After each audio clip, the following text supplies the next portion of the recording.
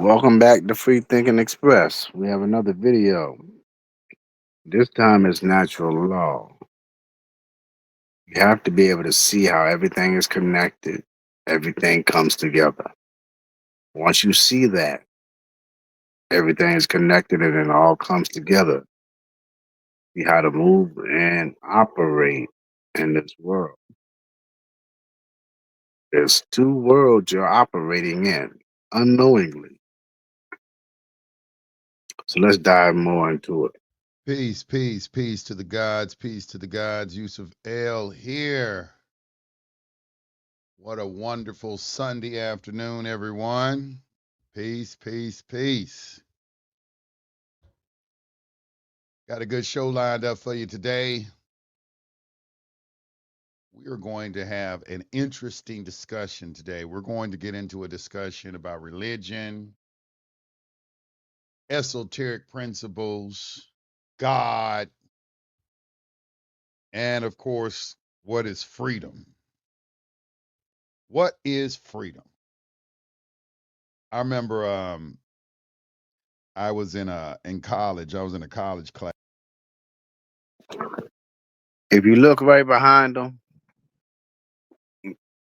you can see a sideways eight, which has always been recognized as infinity. But then you see all the different symbols and all the different meanings. Did you see they are all connected? Everything has a deeper meaning to it, which leads back to the beginning. Once you figure that out, you'll be able to discern between everything you see and come in contact with. And our professor, he wanted us to write a paper on freedom. And I decided to take a different approach to the topic than all the other students because, they all came with the typical, we're free, we're in America, we're free, we have the right to move around, freedom of speech, all that kind of stuff right there.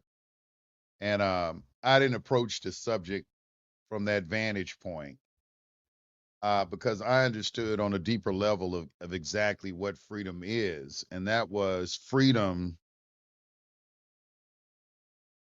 of thought, the freedom to be able to think without outside influence, without some exterior influence controlling your thoughts.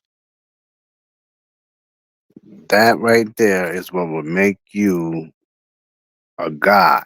Not like our Father God, but an aspect of creativity and imagination.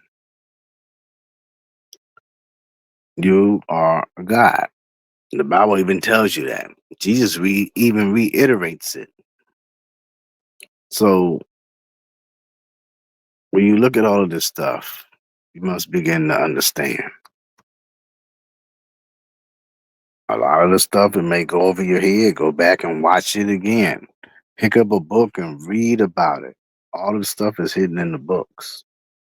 You just got to know how to find them books. But until you put that out there, you cannot attract the truth back to you because you're not even seeking the wisdom. Ultimately, at the end of the day, freedom is the ability to truly be able to think for yourself. And I wrote a paper on it, and it won first place. He said it was very, very interesting.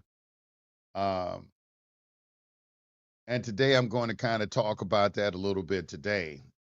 Because this is going to be a very, very involved topic today that we're going to get into. It's going to take us through routes through religion, through ancient Egypt and Mesopotamia, uh, and it will probably challenge some of your beliefs that you have if you are a Christian or a Jew or a Muslim or something to that effect. It's probably going to challenge that.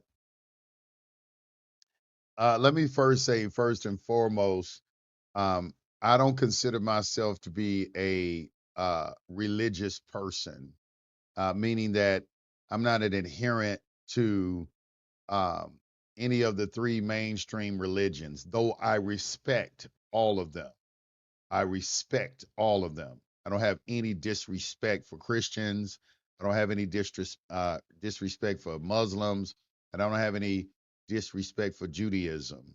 I understand.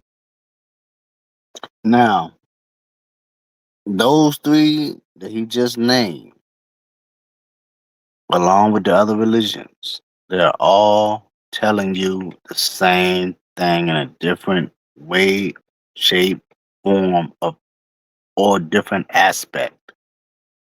You just got to be able to connect the dots and see the connection.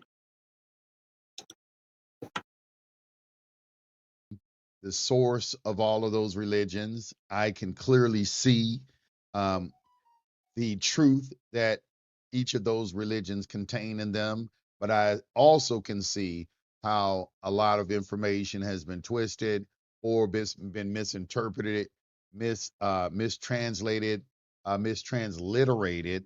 A lot of different things, that have been the result of religion that has brought us to this place where we are today. I think that it is a necessary topic to address. Now, when you listen to what he just said, it brings us to where we are today. It has a lot to do with the education and people not researching and reading for themselves. They told you they had everything in the book. Go buy a book and read it. Because when you end up getting further into the knowledge, you'll start to see it's all a game. You just got to figure out how you going to play that game. And it's been this way for over hundreds of years. But you don't know your history, you're doomed to repeat it. A lot of people are destroyed for a lack of knowledge. Because we have these factions out here now, mostly like the woke culture, who is largely comprised of an atheistic type mindset, and you see that from their lack of apparent morality. They don't mind having abortions and things of that. And we might get into a discussion about Moloch too, and these abortion clinics and what they represent. But for the most part, we got to get into this discussion of what is freedom. Are you free to just do whatever you want to do, whenever you want to do it, however you want to do it? What is freedom? What is the responsibility that comes with freedom? I appreciate that. I appreciate the 4.99. I appreciate that. So, a lot of you, if you've been following me for any amount of time, you've all heard me discuss a document. Um, and it is a document where I get most of my teachings from, the things that I understand mostly. And this is the Kabbalion, the Egyptian Kabbalion. Look at that. I told you in plenty of videos to go read that book, The Kabbalion. Because that is the fundamental of the teachings. After reading that book, I was able to put everything together. I was able to reflect on my life and other people's lives and figure out what it is they did wrong, how they can change it. And these principles are right here. You get the principle of mentalism, the principle of vibration. So mentalism has to do with your mind. Vibration has to do with the frequency you are receiving and giving. Remember, you have to give in order to receive. You put it out there positive, you receive positive. That's the law of correspondence. For every action, there's a reaction. The principle of polarity, negative, positive. There's always two sides. You're always going to see the sunshine through the storm. But then that's when the principle of mentalism comes back in. So you got to remember to apply these principles to your life. and everything you do for you to be able to not only change and control your environment, but also your paradigm to where you are able to shift it into a more positive and abundant place and peaceful resolution within yourself. But if you don't have peace within yourself or have peace at all, a lot of this is going to be hard for you until you learn to deal with your own demons. You get number 5, the principle of rhythm. You got 6, the principle of cause and effects. Then you got 7, the principle of gender. Why do you think they put that last? Let's find out, because a lot of people seem to be confused with that. And this document right here has, it really changed my life. It really gave me an understanding and an insight. They call it the master key. And it is truly a master key. And what they mean when they say master key, it's a key to unlocking and understanding all the various religions on the planet, no matter what they may be, whether it's Buddhism, Islam, whatever it is that you're involved in, voodoo, Santeria, ancestral worship, you know, in the Yoruba religions and, in Africa, believe it or not, all of them are connected with each. So are you starting to see the connections now? For example, the Quran and the Bible talk about the same thing, just in different aspects, but they had the same end goal. Wow. Other. All of them are connected. And when you do any type of comparative religious study, you can clearly see that they all have one point of origin. And it has to be like that way because there's only one truth. There cannot be multiple truths. There cannot be multiple gods. Let me start off by starting with this word God. One of the things that pains me, and I feel like when I'm talking to someone who's very ignorant, is a individual, and then more times than not, they're a Christian. When I say peace to the gods, and they say he worships many different gods, these people are just ignorant, and you are very ignorant, and it just shows me you don't even read your own book. When you read the Bible and you start to dig into the truth of the Bible, you'll find out when you read your own book, the Bible has 4 different coded texts in it. But the main one is spirituality. Jesus says, turn the other cheek. He didn't say if a person hit you in the face with a 2x4 not to defend yourself. But if a person is speaking negative towards you, speak positive about them and the situation. Because you speaking negative towards them, all you doing is speaking it back onto yourself. For the tongue is as powerful as a sword. What you say upon others, you're cursing yourself. What you think and feel towards others, you're thinking towards yourself. That is what you're giving and putting out in the universe. That is what you're going to get and get back. So you are destroying yourself for a lack of knowledge. Now, what you have to do is correct your thinking and your mindset. You have to change that.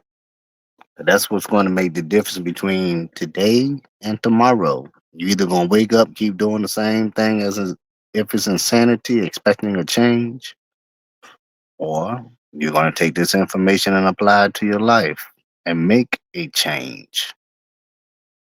Things don't happen unless you put in the work. You have to give to receive. You got to be giving something. What are you going to give to receive knowledge? Think about that. There's only one thing you can give her to receive her wisdom, and that is yourself and time. Some people scared to be alone, but you don't have to always be alone. You and your significant other or your partner can go through this together and learn and grow together. Everybody's meant to grow. If you're not growing, you're dying. But at the end of the day, what change do you plan on making in your life? Or do you just plan on going through the same thing you're going through right now? And then when you look back 15 to 20 years from now, what can you say you have accomplished? And there's nothing more sickening to me as an individual that um that basically criticizes other individuals and other religions, and they don't even know their own religion. They don't even read their own religion or anything like that. It's just ridiculous. The things that I see, and we're going to talk about that a little bit today too. First and foremost, if we are going to get into any serious discussion about religion, esoteric sciences, any of that discussion, we have to start with this word God. We have to start with this word God. Now, a lot of you hear me say peace to the gods. Peace to the gods is a phrase that really belongs to the five percenters. They were an offshoot. Clarence 13X or Clarence Jowers, he was the originator of the group, and they were an offshoot of the Nation of Islam. And they taught that man, is a being, is a part of God. Now, when we say peace to the gods, we're not saying we worship multiple gods.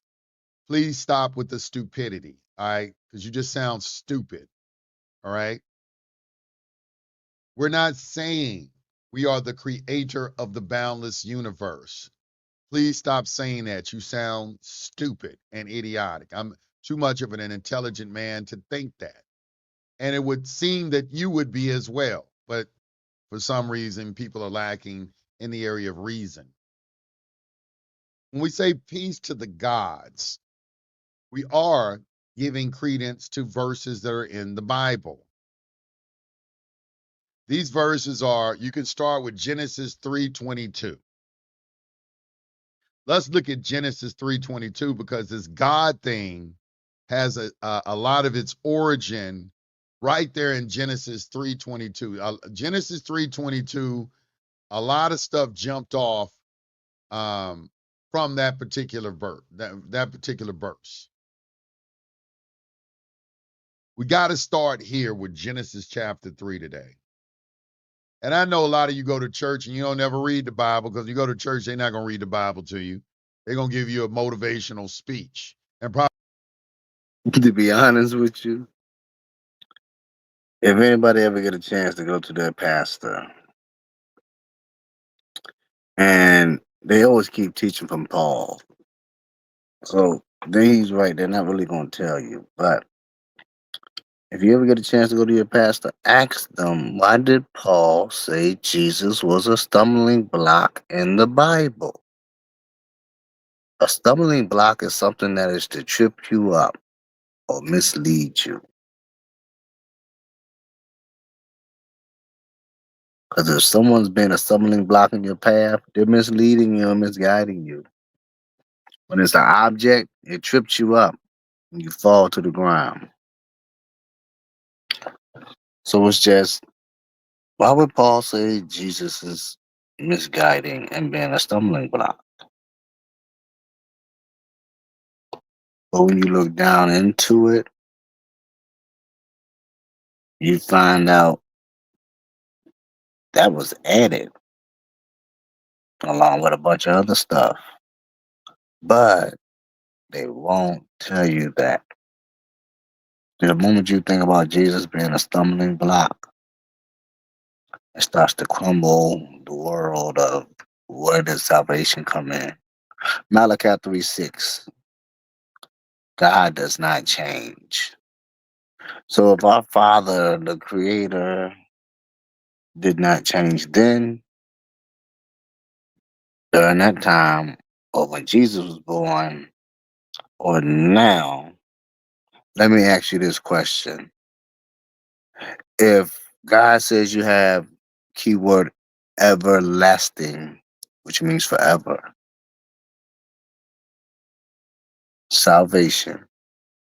That's what he said. You have everlasting salvation. Everlasting is forever. God don't change now. So when did he go back on his word and he started to say, oh,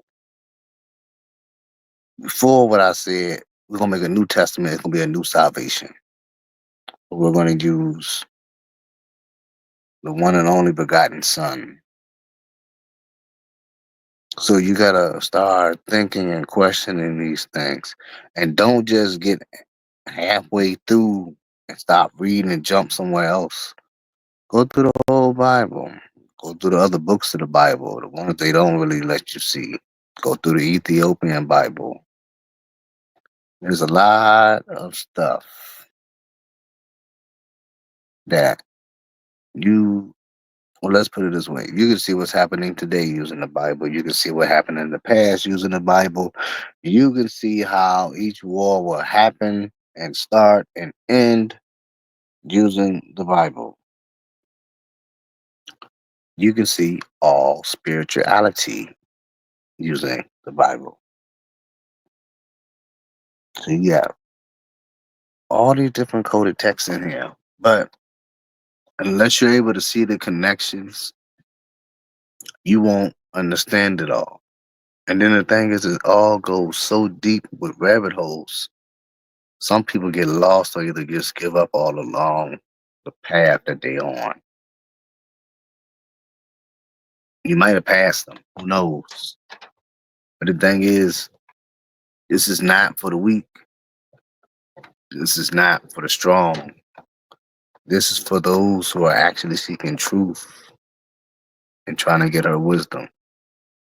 She will not obey you unless you obey her. You have to give to receive. You follow her rules and laws, she'll give you what you want. Probably read one verse and talk 2 hours on it. Let the choir sing for another 45 minutes and then pass the tray around. Come on, y'all know how it go. But here today, you're going to get some actual.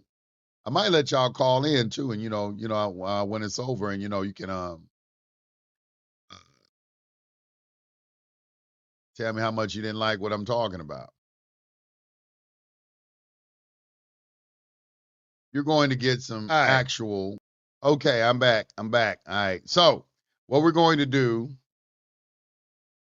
All right. I apologize. Like I was just telling you, I had something playing in the background. I apologize about that. What we're going to do today, we're going to look at this Genesis chapter 3 real quick.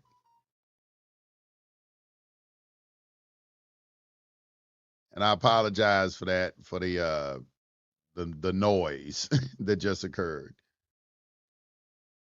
Once again, let me repeat what I'm saying. All right, we're going to have a discussion today about, we're going to get into religion. We're going to talk about freedom. We're going to talk about esoteric principles. But to get into a serious discussion about all these things, we're going to have to start with this word God.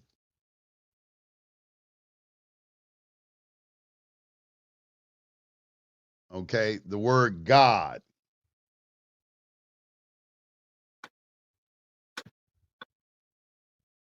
Pull this Now, if you won't, go ahead, pause the video, take some time to read that for yourself. back up. All right, let me get back in form. All right, this word God is the root of a lot of misunderstanding when it comes to religion, when it comes to esoteric principles. It is like it's like a divider. It blocks people from communicating about spiritual things because of the concept that people have of God, of this word God. So I want to start out by talking about this word God. And as I was saying earlier, a lot of people, you hear me say peace to the gods. And peace to the gods is it's a it comes from the 5%ers who were an offshoot of the Nation of Islam, and they are the ones that coined that phrase "peace to the gods." And it doesn't mean what you think it means. It doesn't mean any. It doesn't mean that you are worshiping another god or anything like that. That's not what the phrase is talking about. And a lot of ignorant Christians, they like to, as soon as they hear you say something like that, they always want to attribute it that you're worshiping other gods, when is, to me, is just an indicator that you don't read your own Bible. And then you don't look up the words in your own Bible. And we're going to have to do that today too, because they're going to try. This is why we say, even when we telling you everything, do your own research. Like, how you think I learned all of this? You think I just knew it? No, I tell you, if one man knows everything, run the opposite direction. It's many of people. I bring front the knowledge I can to show y'all, but the other knowledge is either on our website in class, or you won't have to individually go through all the videos to figure it out on your own. Because certain stuff is just people take advantage and can't just reveal to anybody. Think about it. If you knew how to get free snacks out the vending machine, you show one person. Next thing you know, you go to the vending machine and that jam empty. And you just like, well, I'm all snacks.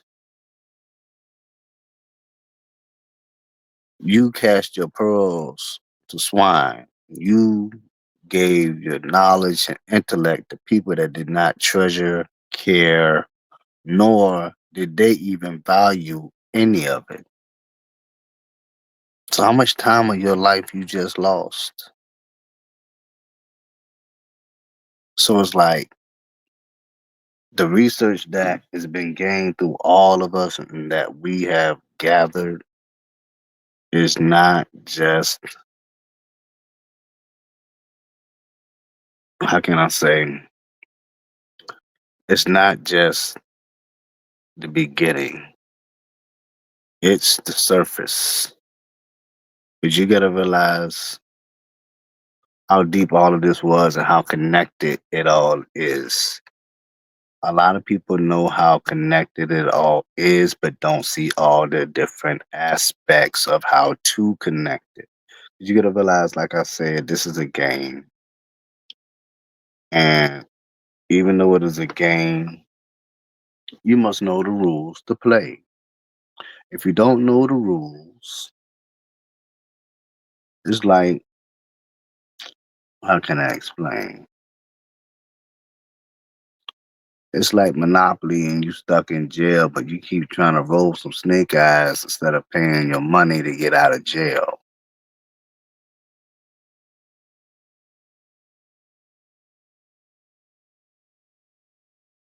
So if you knew how to play the game, you could avoid being in jail. And if you out there just doing some heinous murders and stuff like that, I ain't talking about that. I'm talking about people that are trying to keep in good faith with clean hands. And if you want to know what that means, go look it up. Go research it and look it up.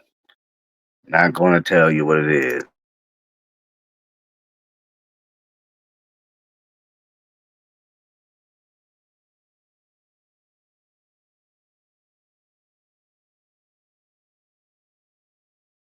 To say, oh, well, this is God's, this is talking about, um, try to give it some other meaning. All right, so I'm going to go in a little bit on this word God. I'm going to start with that first. Okay, this word God.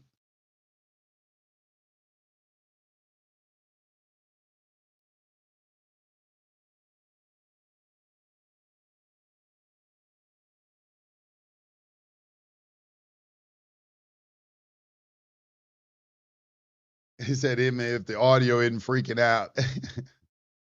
Audio wasn't freaking out. I just had something playing in the background. I had a YouTube page open. I didn't know it was open. So it wasn't anything wrong with the audio. It's just I had something playing in the background. Let's look at this. Let's look at this. Let's look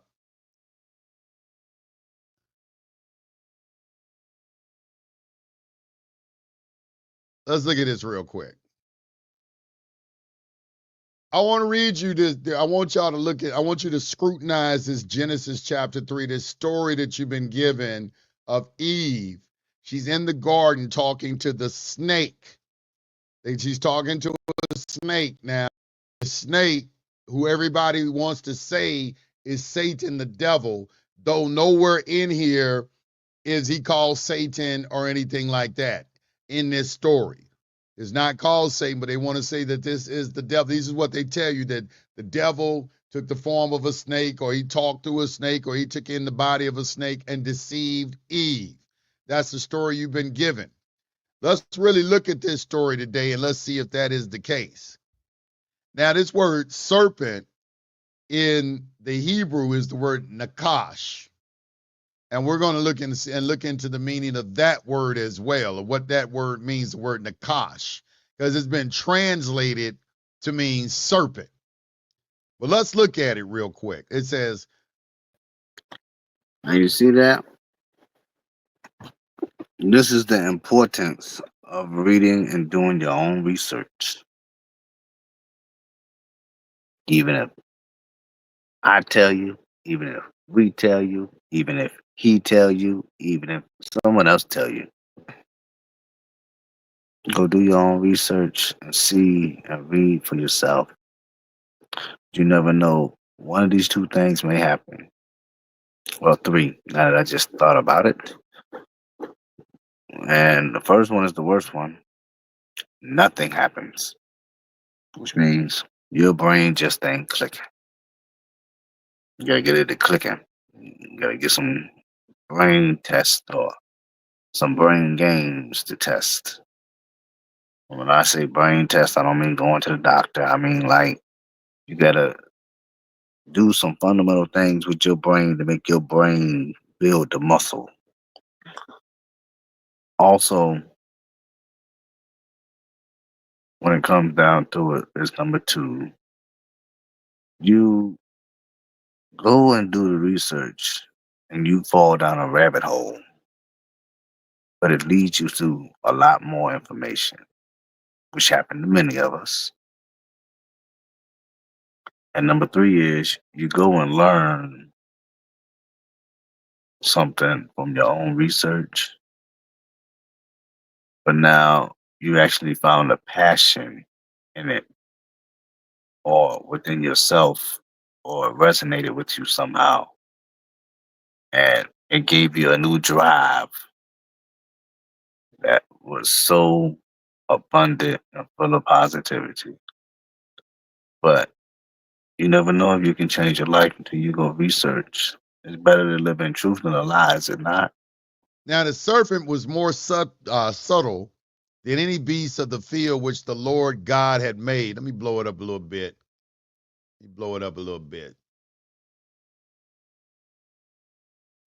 Now the serpent was more subtle than any beast of the field which the Lord God had made. I want you to pay attention to how they translate some places just God, and there's in other places they'll call him Lord God. Okay, that is significant. That is significant. Don't skip over that. It means something when they say Lord God versus God. So, and he said unto the woman, he have God said, ye shall not eat of every tree of the garden. And the woman said unto the serpent, we may eat of the fruit of the trees of the garden, but of the fruit of the tree which is in the midst of the garden, God has said, ye shall not eat of it, neither shall ye touch it, lest ye die. Now, this serpent is coming and asking Eve that this God has told her not to eat from a tree. And if she even touches it, she's going to die. Now, we know that Eve didn't die, But the Christians are going to argue that, oh, well, 1,000 years is like a day to God. No man ever lived longer than 1,000 years. Methuselah only lived 969 years. Man started to die in that time. These are the things you're going to hear from the Christians. I just had to put that out there because I've already heard every explanation that they got. Ever heard every one. They kind of like the redemption movement. You know, people come and start telling me about remedies that are 20 years old and act like I haven't heard of them before. Same thing. They do the same thing in Christianity.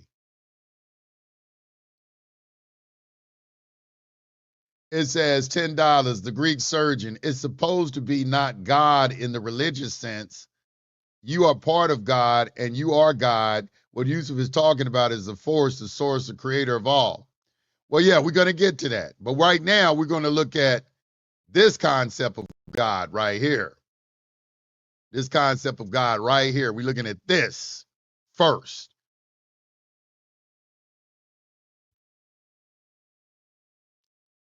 So right here, we just got through talking to this serpent. He said, you're going to die. And let's see what the serpent said. And the serpent said unto the woman, ye shall not surely die. For God doth know that in the day ye eat thereof, then your eyes shall be open, and ye shall be as gods, knowing good and evil. Now think about this. What was that apple and what was that tree? Cause remember I said the Bible has a code inside of it.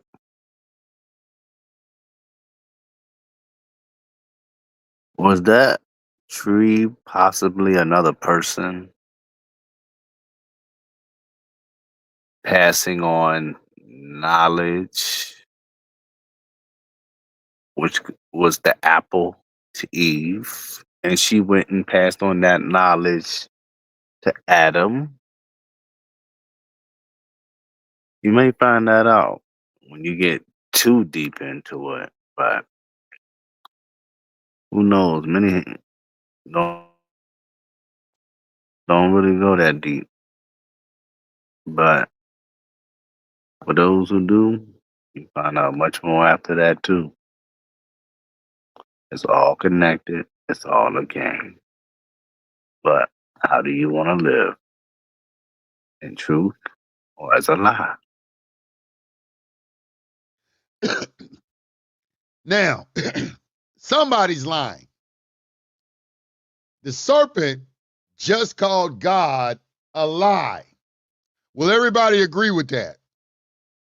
Will everybody in the chat agree with that? Put a thumbs up or yes in the chat if after reading Genesis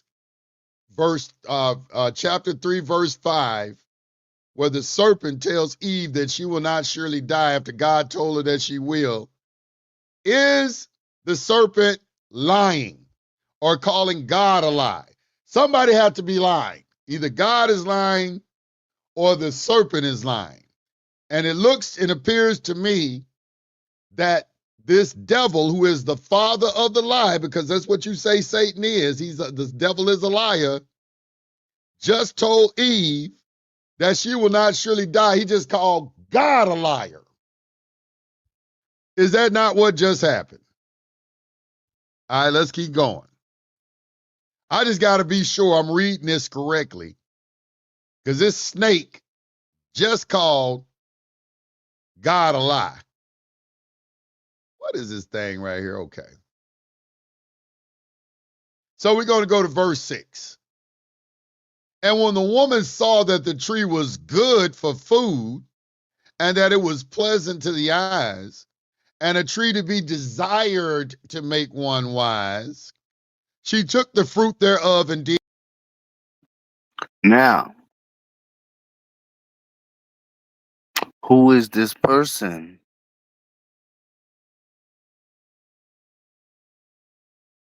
Remember I said the tree could be a person. I said she wouldn't obey you unless you obey her. Who is she? Mother Nature. Go read the book of Psalms. It's a book of spells and spirituality and being one with nature because you must obey her to get her wisdom. And when you go on the part with Mother Nature, it'll take you somewhere else too. But that's a whole nother path. But when you look at this, it said that the tree was good for food,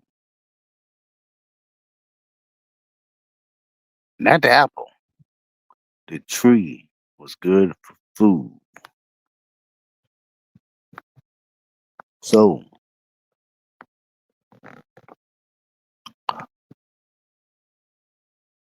what do you think will happen when you have the wisdom you need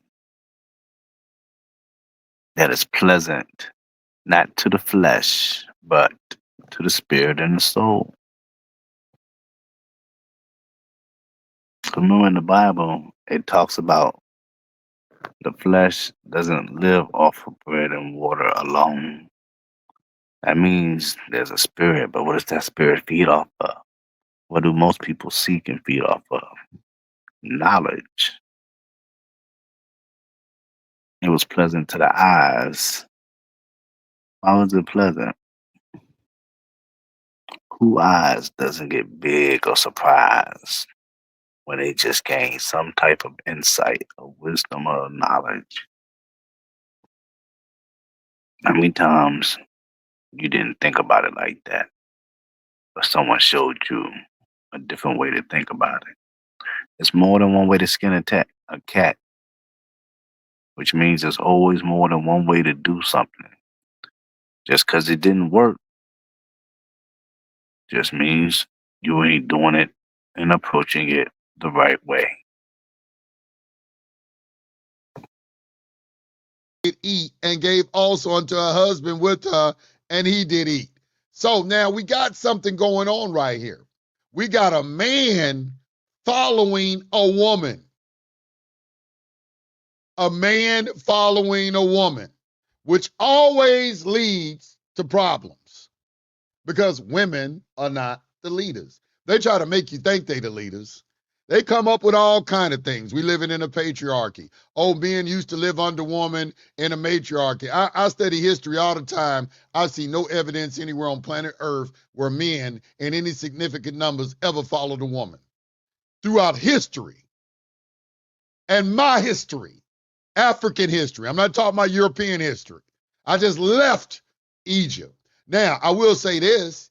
You did have one thing that I was surprised about when I went to the Cairo Museum was the large number of female Egyptian mummies, and because you had to have money to be mummified, so it did let me know that in Egypt there were wealthy women and wealthy men. There were wealthy women and there were wealthy men. Women weren't treated as they were some sort of second class citizen. No one is saying that. Women like to interpret that just because you don't give them a leadership position. Like people didn't vote for Kamala Harris, all of a sudden we hate women. No, we're just intelligent men. We're just intelligent men. They told you in the last election, the Russians sent you a message and said if you vote for Hillary Clinton, that you're going to start World War III. We can roll the tape on that too. We can roll the tape on that. But you didn't pay attention to none of that. I understand. You're not going to listen to none of that. You just want what you want. You just want what you want. All right, so let's get back. He said, wait, did he call God a liar and deceiver? I just said, let me repeat what I just said. This is what the serpent. Just because he said that, I want to clarify a few things. The stuff pretty much explaining to you It may seem off the wall, literally, figuratively, and descriptively off the wall. But there are many things people just don't know because they can't see, because they haven't gotten the knowledge yet. For example, you could lead a horse to water, but you can't make it drink. You could tell them everything, but that don't mean they gonna believe it. Jesus showed them, they didn't believe it. So it's just like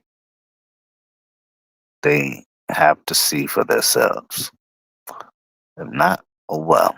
Bible says don't feel sorry for them. Two, those who did listen, they hear you and understand you when you say the stuff I just said. But others, no. They'll think something wrong with you or that you don't know what you're talking about. But it's just they never read or researched. What many still say Jesus or Yeshua was hung on a cross. You do some research, he was hung on a tree. Then you do some more digging, you find out pretty much it says in the Bible that a lot of people were going to be crucified just as Jesus was.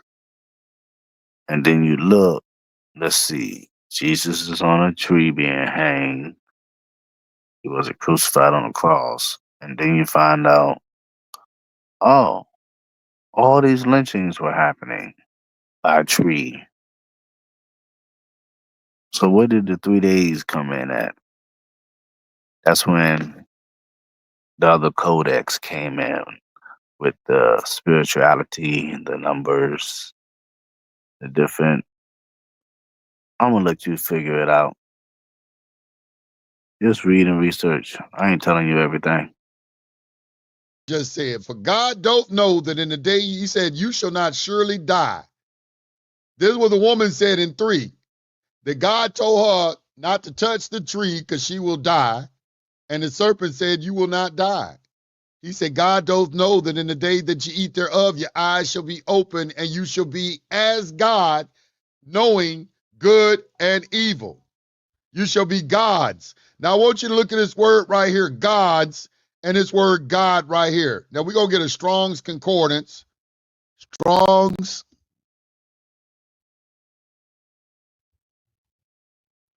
Let me pull up this online Strong's Concordance.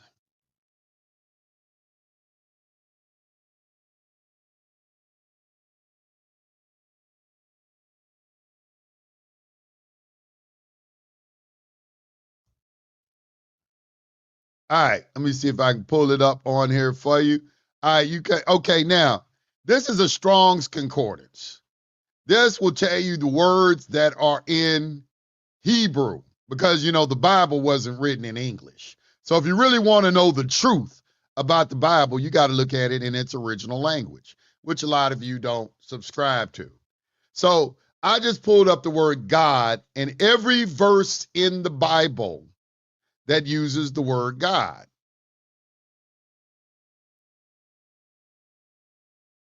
And let me see if I can let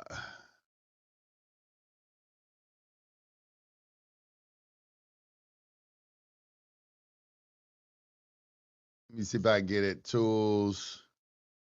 All right, right here. Okay. So I want you to look at something. This is the word God. All right, which is right here is the word is Elohim. This word God. Now, if we get down, this is Genesis 1:1. So this word God is Elohim, which is a plural. And this is why it says, let us create man after our image and after our likeness. Now, let me take it to Genesis chapter. We go to the next. Let me see if this is the next one. We're going to go to Genesis chapter 3. All right, so right here it says, for God don't know. All right, so right here, For God, Elohim, don't know that in the day you eat thereof, your eyes shall be open and you shall be as gods. Elohim. Now, I want to bring your attention to something. Right here, you got the word God that appears 2 times.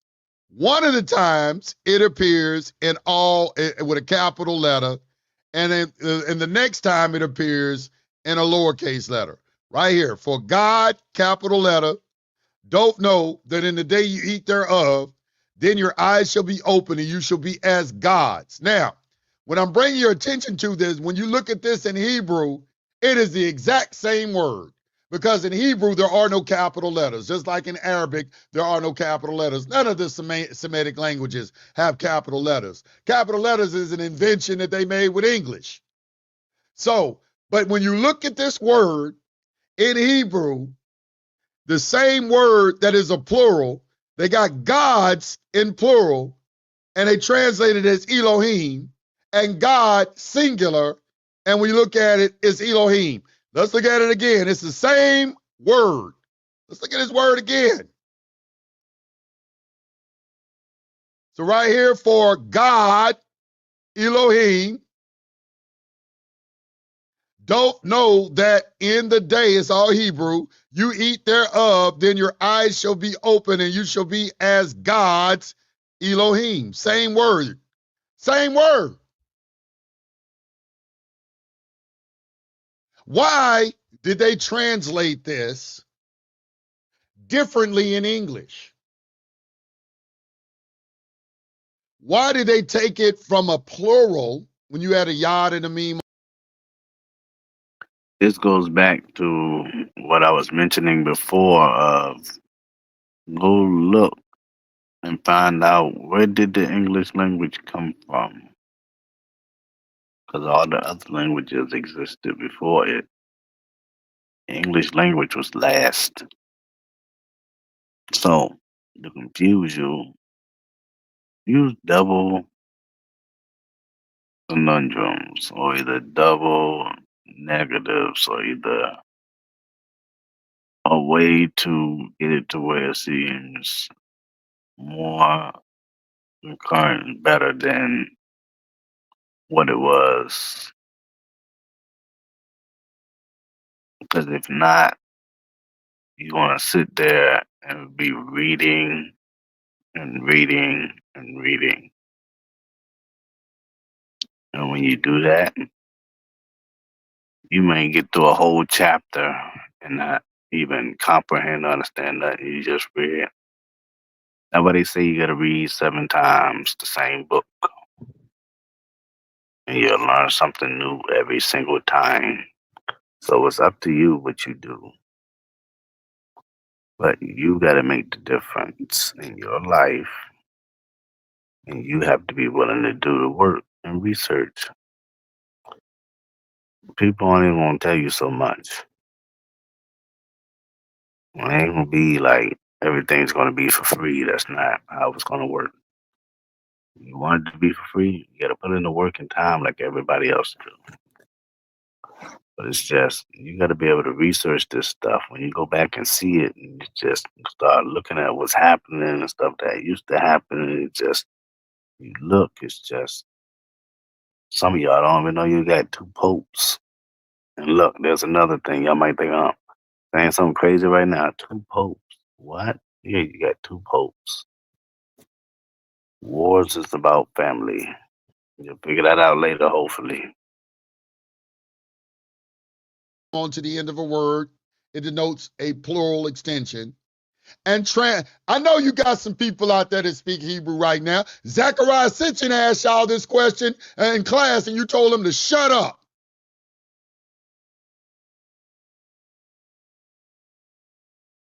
He said, that's not what it's saying in Hebrew.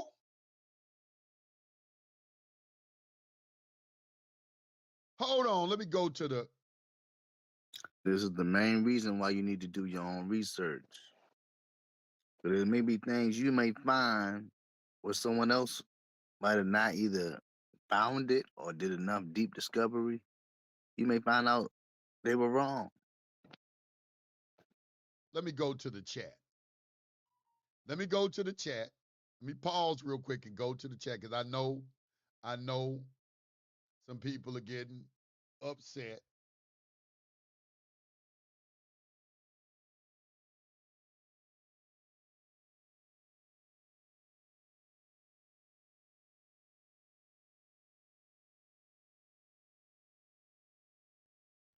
Okay. Did everybody see? I'm looking in the chat right now. I just want you to see. Did everybody see? Here, let me give you the link so y'all can use the same thing that I did. I'm gonna give you the link and put it in the chat. So you can click on it and go to the Strong's Concordance so you can look yourself. And I want you to tell me in the chat why did they translate the word God, which is Elohim? It ain't Yahweh or Yahweh or Yahweh Elohim. It's not that word. It's not the Tetragrammaton. Why did they translate this word God, which in Hebrew is Elohim, which is a plural, because Elo is singular, Elohim is plural, in two different places, and they got the same exact word.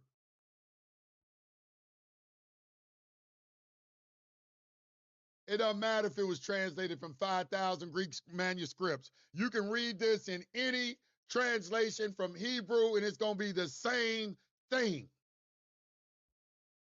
I want to know why, when it was translated, they went back into English. Some of these documents been translated from Hebrew into Greek, then Greek back into. I understand how it's been. You don't need to give me any type of lesson on how these books been translated. I know more about how it's been translated than you do.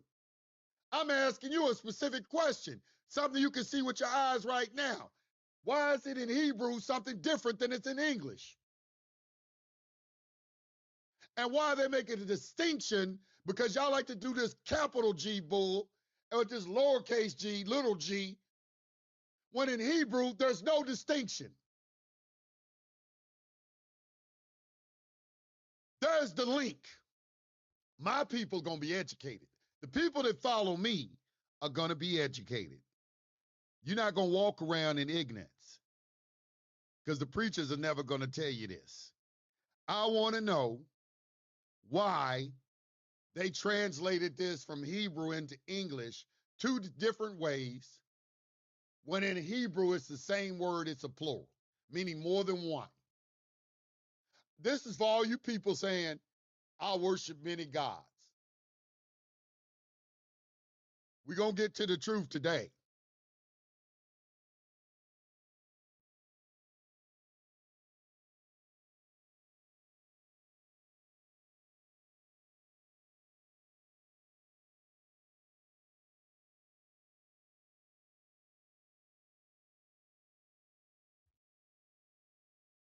Deception, check it. My sound is fine. You need to check your speakers.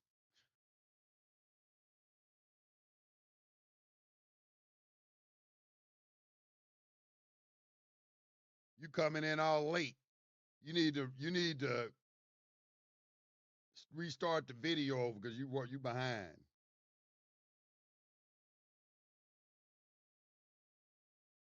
I'm waiting for some more answers in the chat, is what I'm waiting for. I want a good explanation of why. Let's look at it again. Why these words, which is Elohim, which is translated as God in English, in one place they got gods with a lowercase g in English, and then in another place they got God with a capital G, but I looking in the Hebrew, it's the same word. Now, when you look and start doing your research, you'll find out that a lot of this was done to keep a lot of stuff from being found out. The Bible even says that they would change the words, dates, and times. So when you look at all of that, you got to realize there's uh, wordplay that's actually going to be happening when you look into stuff. So it's best you always find the origin and the root of everything you look into. Like I said, everything has a beginning. You just got to find out where it started and how. But when you go through all of this stuff with the research of understanding it, you'll start to find out a lot of things were either changed, taken out, rewritten, or put into a different meaning. So you do not discover stuff like this. And why don't the church ever tell you about it? And why, if you ask your pastor about it, you get a different story? And again, ask them why Paul, and they never read it, but they teach Paul in the church, says Jesus is a stumbling block, but they want you to worship Jesus.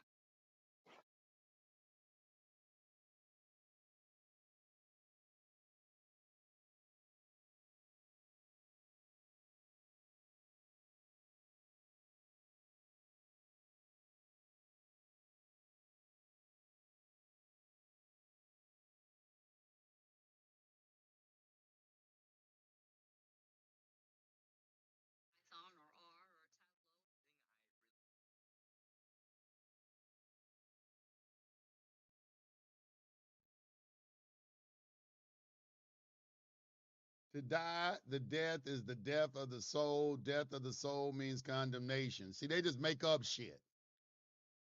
See, that's why I don't like about this is the thing I don't like about Christians. How they will take things and just make up shit. We would call it moosing, making up your own shit. You don't even know what a spirit and a soul is. You can't tell me what a spirit and a soul is. A soul doesn't die. A spirit doesn't die. What is death? We got to get into a discussion of what is death, your concept of death. That needs to be explored. How many of you fear death? What if you found out death was merely a step into the next set of, how can I say,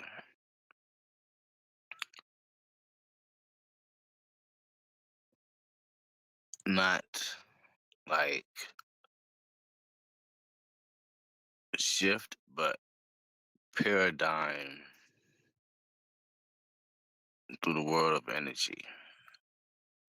For just like you travel many worlds in your dreams when you sleep, what if you found out you die every time you go to sleep? Does your soul not return back to the Father every time you sleep? But the thing is, when your soul returns, what did it learn? What knowledge and wisdom and truth did it gain to be able to give it more guidance to further itself in the next world? Because energy is not destroyed, it's only transferred. So if your soul is not destroyed, it's only transferred. Where is it transferred to?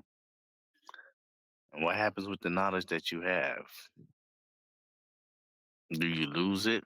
Do you get to keep it? Or do you get to advance with it? But the question is, did you do your own research to find out? Because of the Alpha and Omega, Alpha man is the A, which is the star, the manifestation man inherited. It is making up stuff. God is referring to the all knowing and all powerful. The lowercase God is referring to the God within us. Okay, so that's your interpretation. All right, so you think somebody has a right in English to translate this, even though it's the exact same word in Hebrew, to make some sort of distinction in English? Is that what you're telling me right now? That people, that these translators, because I got a lot of them now, I got a lot of them. Anybody, as you can see, anybody can do this for themselves. So you're telling me that they have the right to translate God's word and put a spin on it when this word is plural, right here in Genesis 3:5, where that first part, this right here, this is where it says, for God, this is a plural word, and this is Elohim, that's plural, but they got it singular right here. It should say, for the gods doth know. that in the day that you eat thereof, then your eyes shall be open and you shall be as the gods, knowing good and evil. That's how it should read.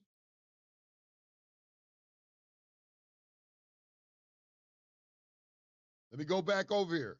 I want y'all to walk with me because we got a lot. If you look right there where it says "and evil" and you see the word "Ra,"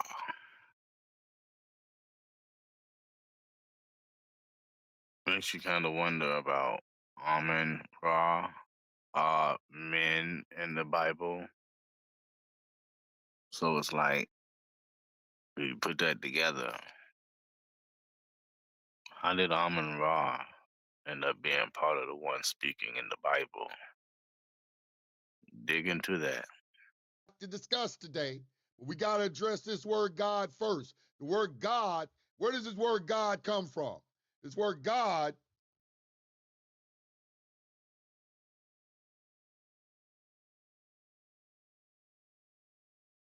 the English word God comes from the Proto-Germanic word Gouda, which was the first written in the 6th century Christian Codex Argenteus. The word Gouda is related to the Germanic word for God, and it means good. God, origin Germanic, God. So the word God did not exist until the 6th century, which means the word is only 1,400 years old. The book of Genesis is 6,000 years old. So this word God did not come into existence until almost 4,500 years later. Are you following me? 4,500 years later, this word God came into existence. And then we get some people that translated into this word God and then have the audacity, the unmitigated gall to translate it incorrectly.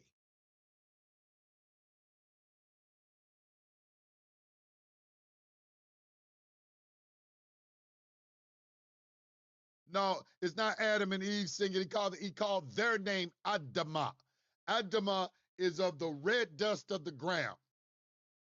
That's what it means, Adama. He called their name Adama. Now, because the word God has two O's, so when they wrote God, it's missing an O. So God is both God and good. So God is both single and plural at the same time. You see that? You see the type of bullshit they come up with explanations. They just pull some shit out of their ass. I want all y'all to see this. This is why I'm asking this question. Pay attention to the chat. How people will be giving you explanations of things that they cannot substantiate in any way whatsoever, instead of just looking at it for what it is. Okay? The word is a plural. It should be translated as gods. Let me show you something else. Let me show you something else. Y'all just gonna keep pulling shit out your ass. All right? I just know. All right, so let me go to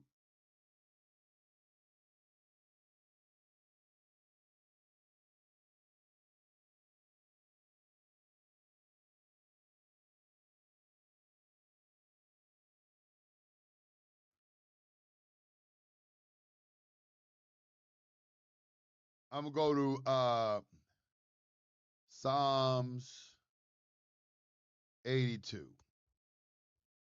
All right, so here's Psalms 82. This is 6 right here. I have said ye are gods, and all of you are children of the Most High. Let's look at this word. This is a plural word, God again. I have said ye are gods. Elohim, there it go again. Same word that is in all through Genesis is this word Elohim. Let's look and see. Let me pull up the word God again. Let me pull up the word God again. God. In the beginning, God. In the beginning, Elohim.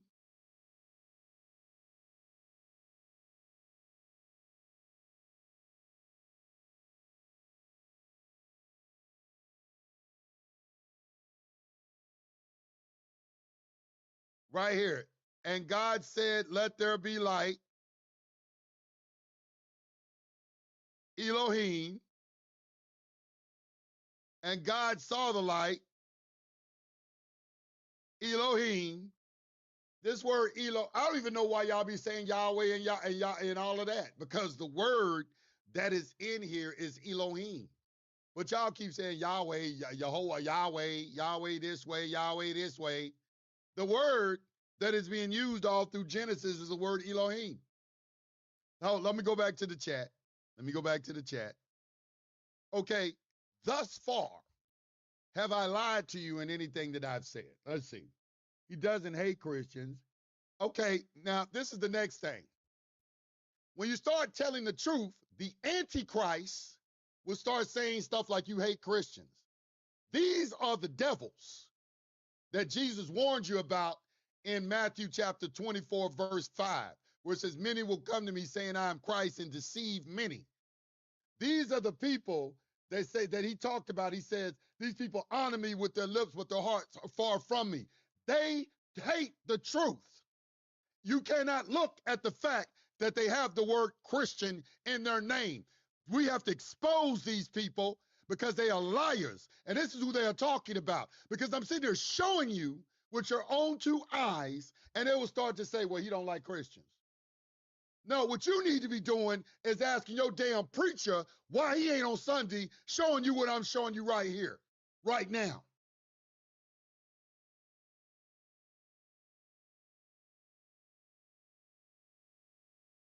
Because what I'm getting tired of is when I say peace to the gods, and you got something slick come out of your mouth like, oh, he worship a lot of gods. It's very difficult when you're talking to ignorant mortals.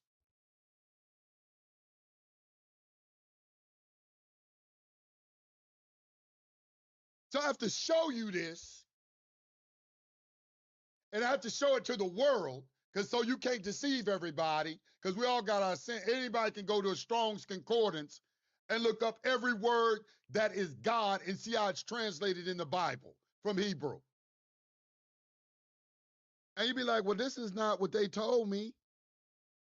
Why are they telling me this?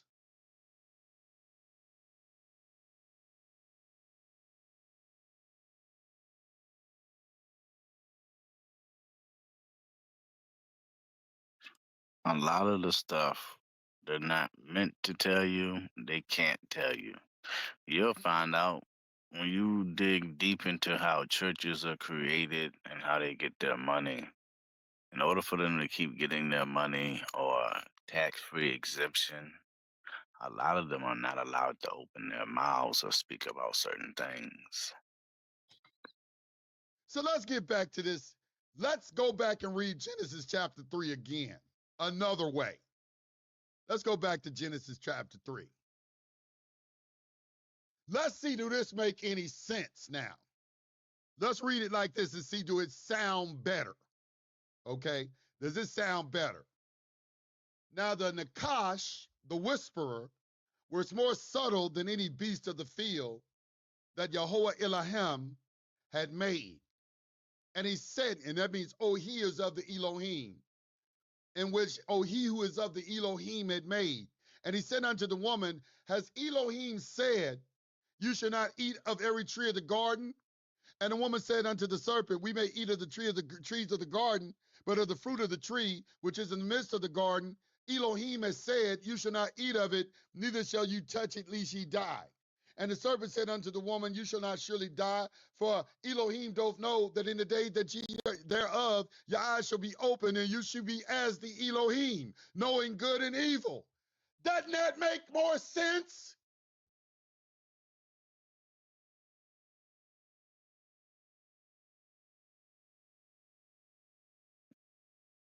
Now, when you get into the death part, a lot of people will say the years of the life was shortened.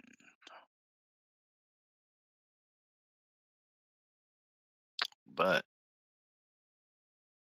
when you look, you'll find out there was another tree.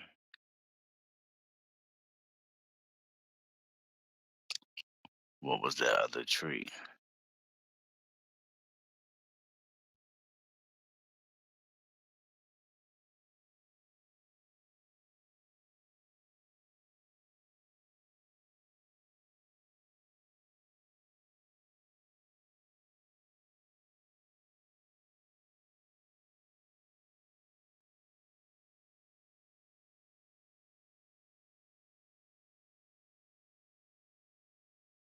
we're gonna get into Jesus' teachings too.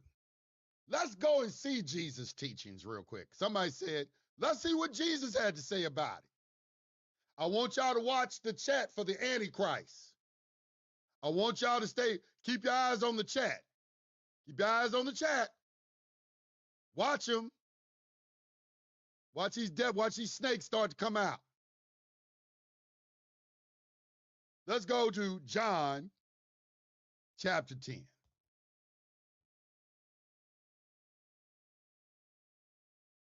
Let's read the entire story, what Jesus was saying right here.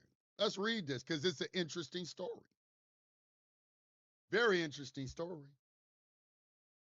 See that your preacher read it to you like this.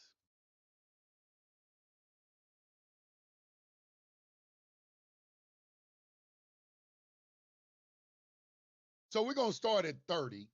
Jesus is talking to these Pharisees and Sadducees again.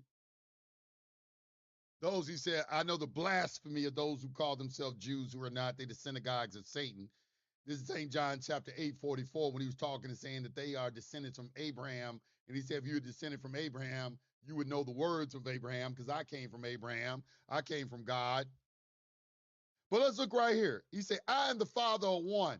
This verse right here started all the Christians telling you that Jesus is God. Never made no sense to me. I never could understand how the Son of God could be God and how God could be on the cross getting killed and then screaming up to heaven, my God, why have you left me? That's Matthew 27:46, in case you're wondering.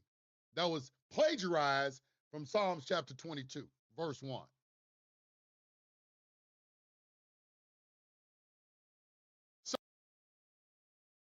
So when you end up understanding all of that, when it says I and the Father are one, it's spiritual.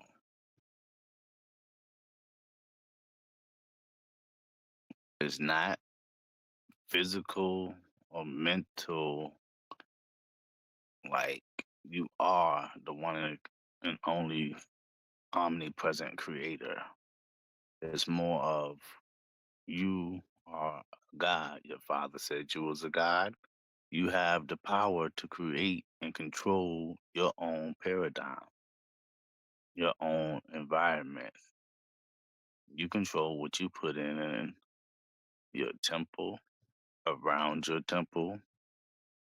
It controls your vibration.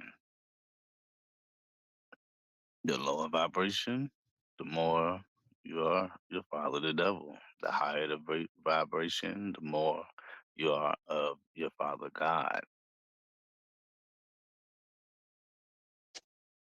So I know I'm stepping on some toes today. It's meant to be because that you have to speak the truth, though it be better to others. We got to get to the truth today and talk about the truth because y'all been living very comfortably in a lie, and it's preventing you from elevating yourselves, from reaching your full potential of who you are, because you keep playing this role of victim, and you think that the Bible supports your victim stance, and you sitting around waiting for somebody to come out of the sky and save your ass. And that is a spell that needs to be broken.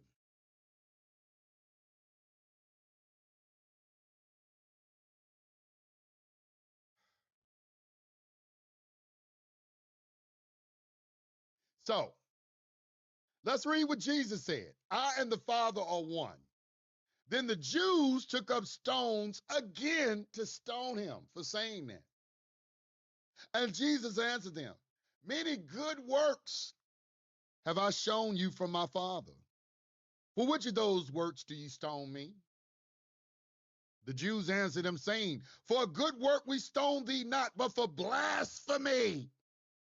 And because thou being a man, maketh thyself God.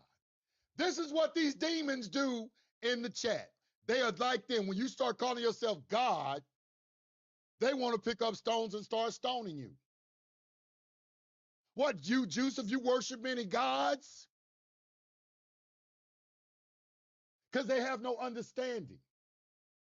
They just like Nicodemus, who used to come to Jesus at night, and he said, you have to be reborn again.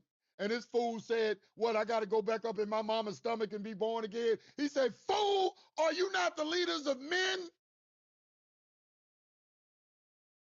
They don't have no understanding of what you're saying when you call yourself a God. They didn't understand Kanye West, what he was saying.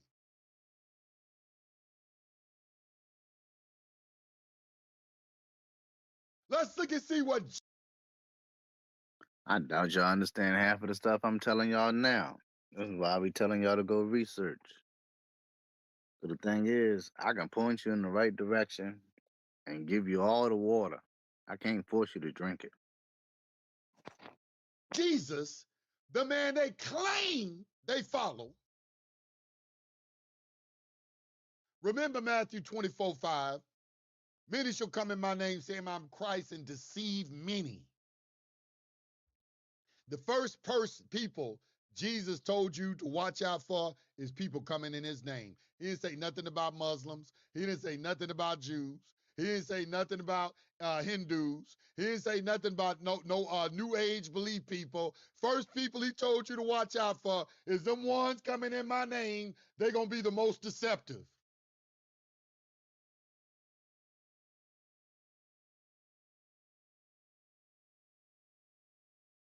And when they asked him that, they were asking him about signs of the end of the world.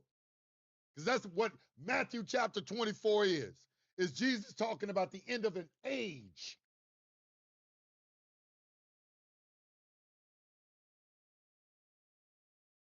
Now, for some, many know, some, many don't. He said an age. When you hear the word apocalypse, people think the worst, but they never do the research on the word apocalypse. The word apocalypse means change. You can't be scared of change. Every time an age ends, there is a change. The Mayan calendar was about an age ending. So when it said the end times, it didn't say the end of the world. Don't know how. I didn't even research that, to be honest with you. How that even came about that it was going to be the end of the world. Because the Bible didn't even say it was going to be the end of the world. It said it was going to go and be tried through fire. So even when he did the flood, did he destroy the world? No, the world was still there. It's just it got a change that came with it. So when you look at all of this, things change. Some of y'all don't notice, but a few do. Things are changing right now.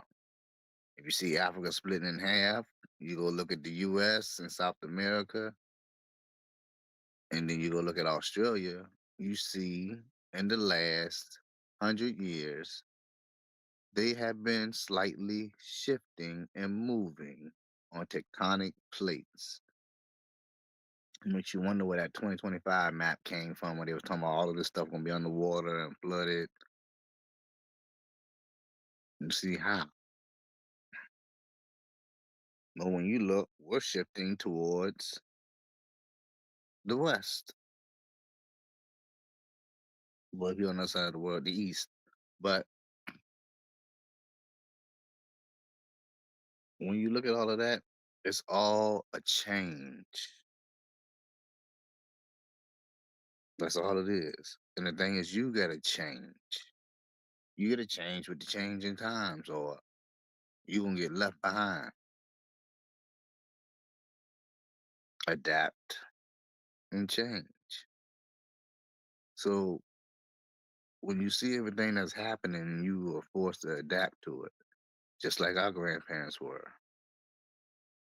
When technology started coming back around into their times, after being wiped out and recurriculum throughout the education system, You got to realize all this stuff coming back in, it seemed new to them, but nothing is new under the sun. It's all been here. It's just nobody was profiting off of it. So some people got an idea to make a profit off of it. For example, go look and do your research on power companies. You'll find out in the whole world, there's only three power companies giving every single country in the world power. Three power companies, every country in the world. Think about that. So do your research, look into stuff.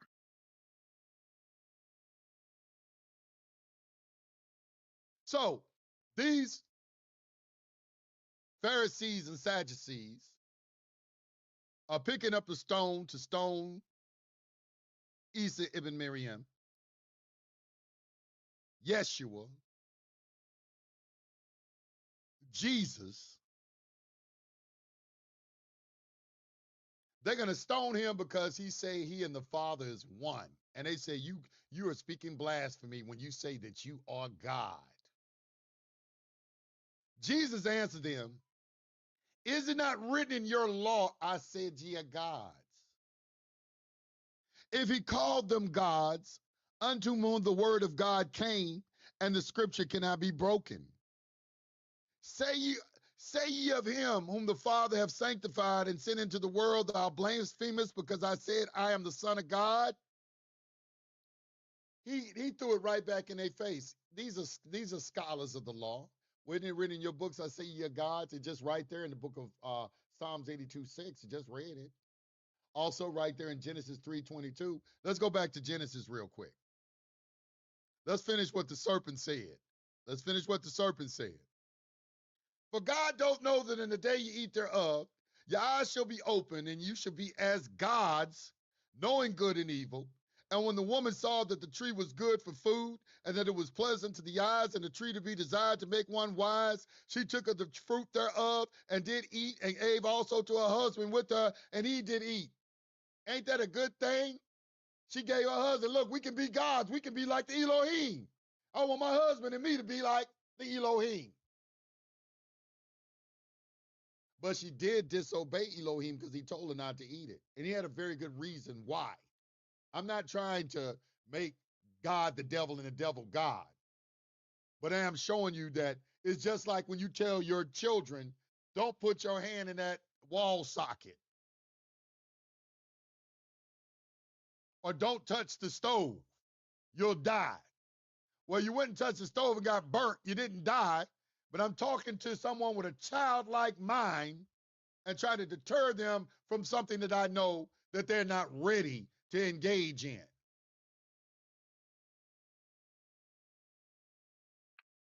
So how many of y'all think you're ready to engage in the knowledge and wisdom?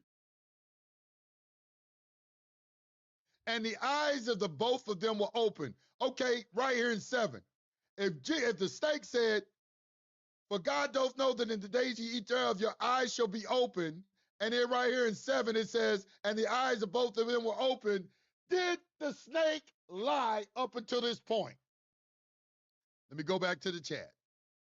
Did this snake lie?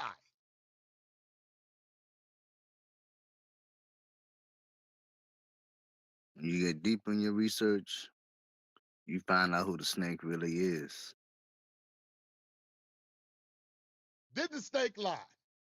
When we compare Genesis chapter 5, God doth know that in the day you eat thereof, your eyes shall be open. And then we look at 7:1, right there in verse 7, and the eyes of them both were open. Did the snake lie up until this point? Is there a lie?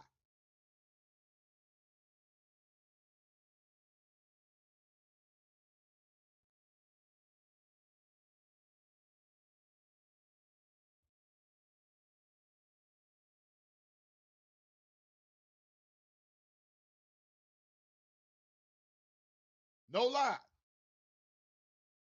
Can some preacher somewhere show me where this snake that y'all want to call Satan the devil, though he ain't called that nowhere in here. I ain't seen no reference to him being a devil or nothing in here. Talking to Eve, saying, the day that ye eat thereof, your eyes shall be open, and you shall be like Elohim, knowing good and evil. Right here in the start of 7, it says, and the eyes of them both were open.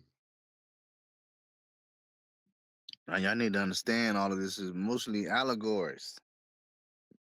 A lot of stuff is metaphoric when it comes to this Bible. It's a codex and stuff in this Bible, like I told you. So, you know, if you buy the apple, you'll get energy from it, but it ain't gonna open your eyes to truth. Knowledge and wisdom does that. So, what was really the apple?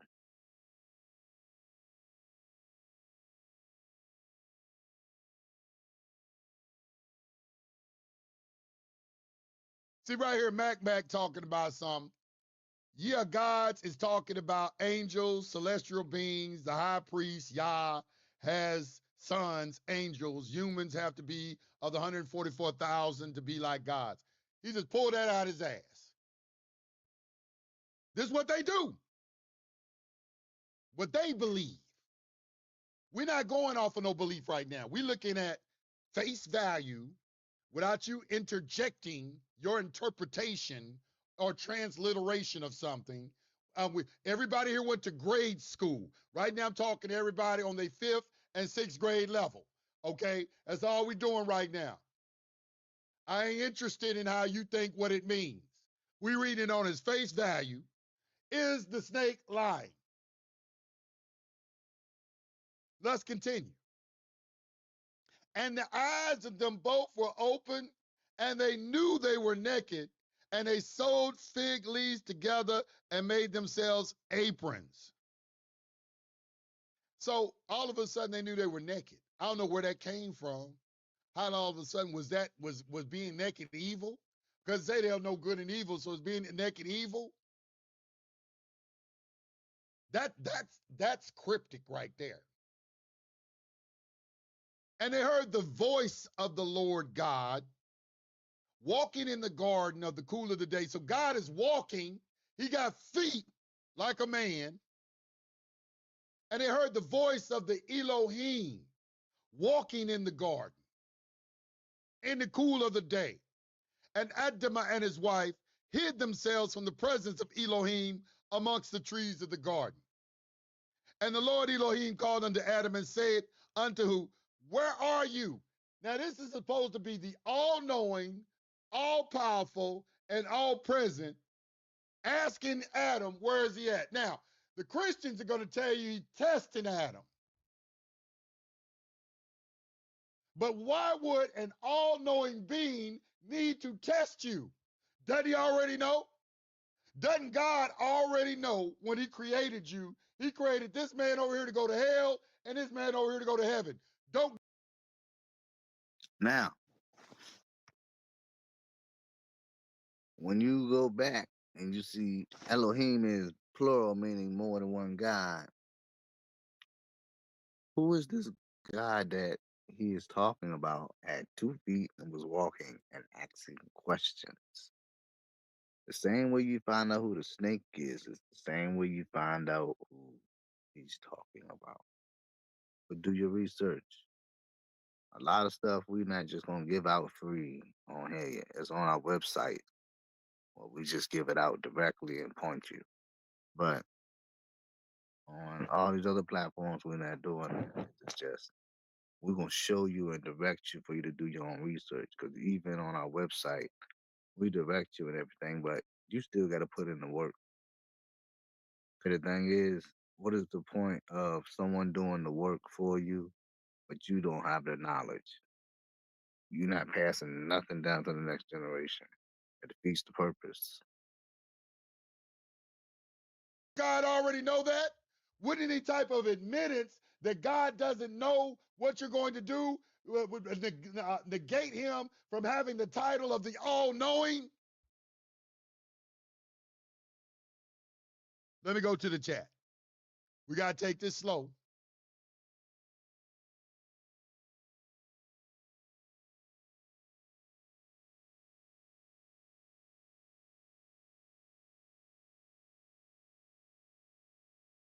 The Jews are correct. There's only the truth, capital T truth.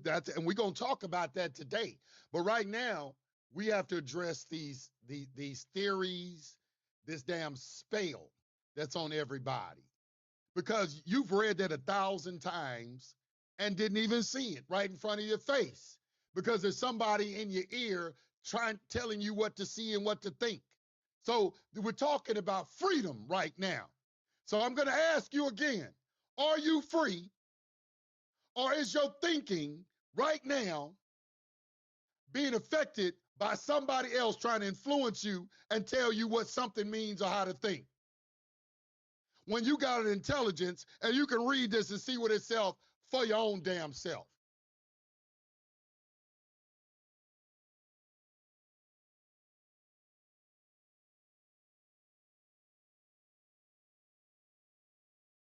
Okay, Tomb 374, take your ass on. Ain't nobody asking you nothing. I don't give a damn. You stick to whatever you want. You're not going to be no sovereign. You just want to get rid of some debt. But you still cannot refute what I'm saying. So I don't care about your comment. Tell me I respect you, but I'm going to stick to my religious belief. You can still waddle in ignorance. I really don't care. Because as long as you do, Secure Party's not helping you with nothing. And for those of you that's trying to do secure party, you gotta understand it's all spiritual. You gotta live in truth, and you gotta follow the fundamental principles of spiritual and natural law. You must respect spiritual and natural law because it will destroy you if you don't. It can destroy your life if you don't. So, what you do today determines what you get tomorrow. So, what you put out there is what you get back. Spirituality is the main key, but you must unlock it to be who you are to be. All of a sudden, I'm intelligent with that, but I'm not intelligent with this. Is that what you're trying to say? I've been studying this for 30 years, twice as long as Secure Party. You can't go find a preacher on planet Earth that's going to refute what I'm saying because they know the truth. They've been instructed to teach you a doctrine, a doctrine for Gentiles, a doctrine of grace, a doctrine of victimhood, a doctrine of weakness.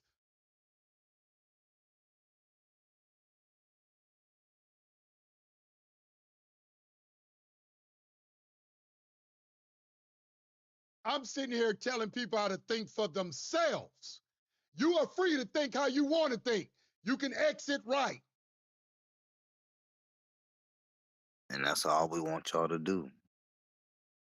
Think for yourselves, research, gain knowledge, and pass it on to the next generation. Because if not, we just gonna keep going through the same bullshit. It ain't gonna change. And expecting something to change without doing something different to change it is insanity.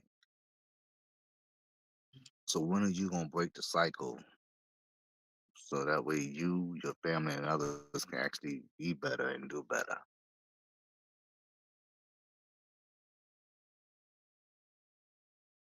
But I'm going to tell my people the truth. And I'm going to show it to them and they can see it with their own eyes. And then they can make the decision for themselves. Because you can't make a decision if you don't have the right information. How many of the people on here didn't even know about a Strong's Concordance? Raise your hand. How many people didn't know that you could go on the internet and look up every word in the Bible and see how it's translated from Hebrew? How many people don't understand that if you want to learn the truth, you got to read these books in their original language, not with somebody translated? There's 22 different translations of the Bible on Bible Hub. Look up Luke 17:1. Some people translate it, and the kingdom of heaven is in you. And in some books, they want to translate it, the kingdom of heaven is amongst you. Some So, if you was to actually do your research,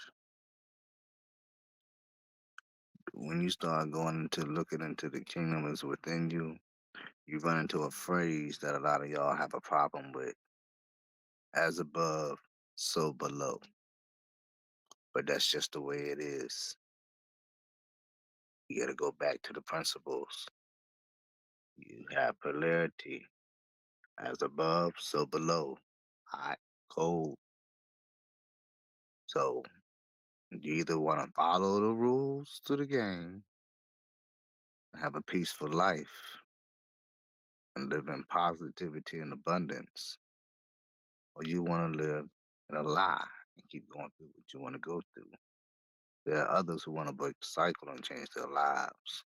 There's others who make decisions to change their lives, but still go through the same bullshit and don't know why.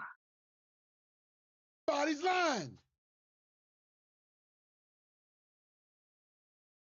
And then they'll tell you that the Bible ain't been touched. That's a lie. Word things been added into the Bible, taken out the Bible, all kind of things.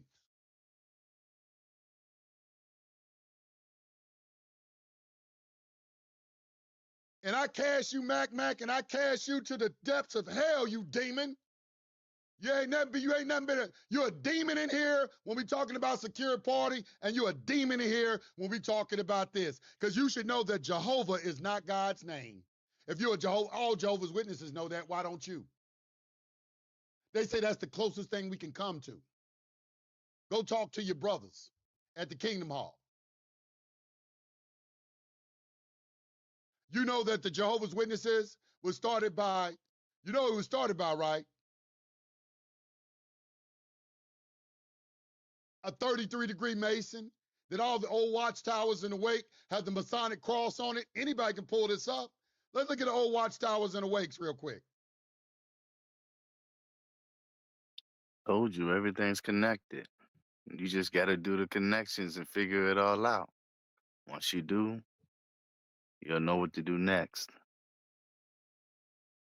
Charles Taz Russell.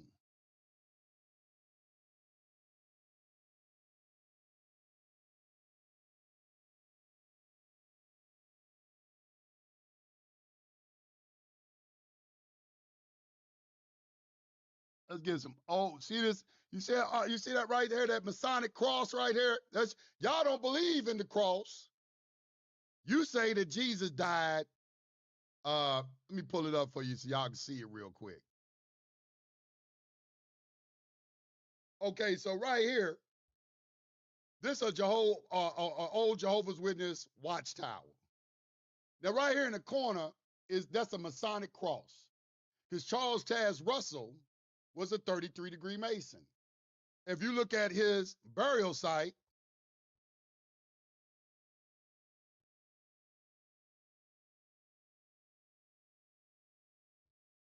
what'd he do?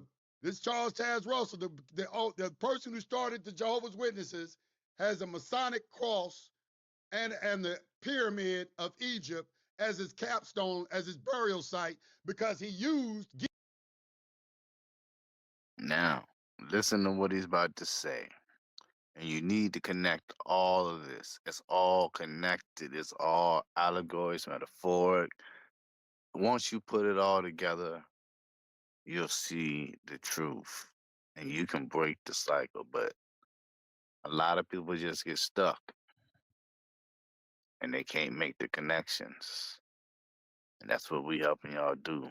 But y'all got to pass the knowledge on to the next generation, or all of this knowledge that's being put out, it's just gonna be lost. Like the knowledge of our great grandparents. How much do y'all really remember? How much do y'all really know about their lives and their history? So you just gotta put your research in, put your time in, and get out of the world. If you understand, get out of the matrix. It means to get out of the world. Be not of the world. Get out of the world. Stop looking at TV. Get a book. They told you they hide it, everything in a book. What is everybody doing when they find out some stuff? They put it in a book, but nobody wants to read a book. Everybody just wants to see, have it told to them. Being lazy, let's put it this way. Laziness, laziness is bad because laziness and discipline cannot exist in the same space. So you got to be focused and disciplined. You can't be focused and lazy. So you have to choose to change by getting the research and the knowledge. Because again, you get the research and the knowledge, you'll be able to take your credit and flip it. For people that's making artwork or buying artwork, you can flip the artwork that you bought or that you make. You can flip it and make money off of it, not by selling it, but it's like you can do all of that. You could take credit and flip the credit if you knew how to flip the credit and use the right credit and not be using the wrong credit. A lot of y'all are scared of debt. There's good debt and bad debt. You just got to pick up the books and read. But the thing is, if you know how to flip it right, you can use debt to your advantage and flip your points. But it ain't all about points, it's about what you can leverage.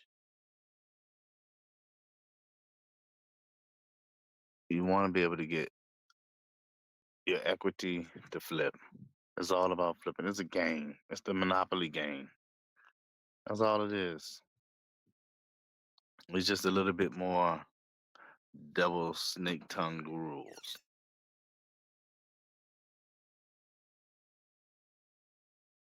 Visa to predict the end of the world and the coming of the 100. See, Mac, you just done revealed yourself. I already know you're Jehovah's Witness because I was raised as one. So don't come at me with that Jehovah's Witness stuff because I know it inside and out. About the 144,000. Y'all get all y'all stuff from them brothers up there in New York that y'all ain't never met before. What y'all call the faithful and discreet slave, or whatever it is you want to call it. But don't start on me with this religion right here, because I will go in on it,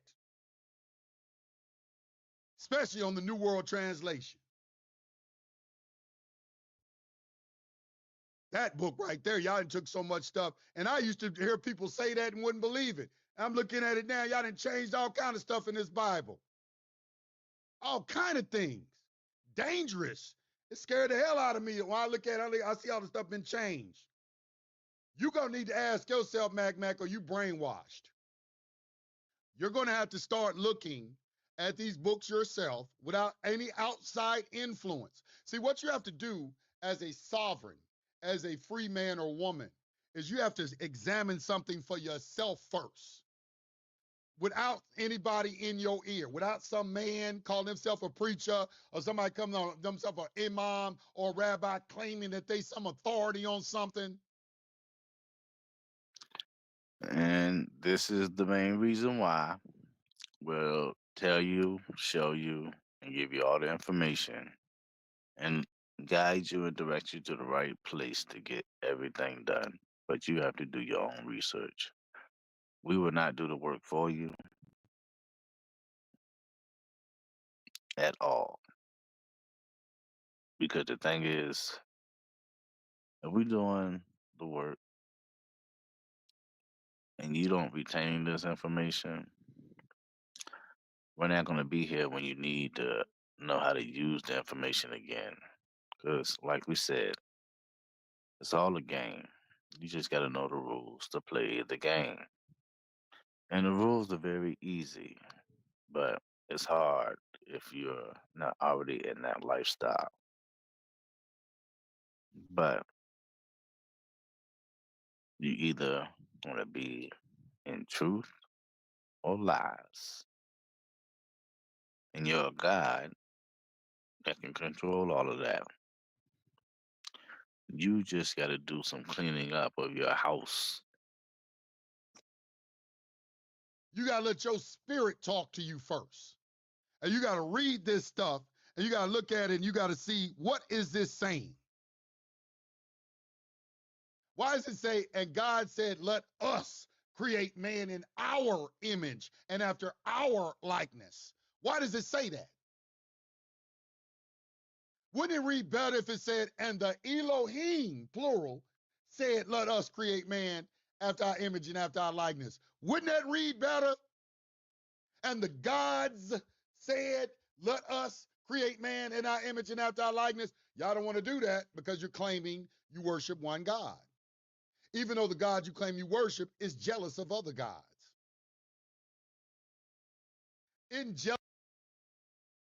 Now, if you go into Egypt, what he was just talking about with the pyramids from with the Freemason, you'll find out where the jealous of other gods came from. And at the same time, you find out what happened to the noses on the statues. Jealousy a human frailty.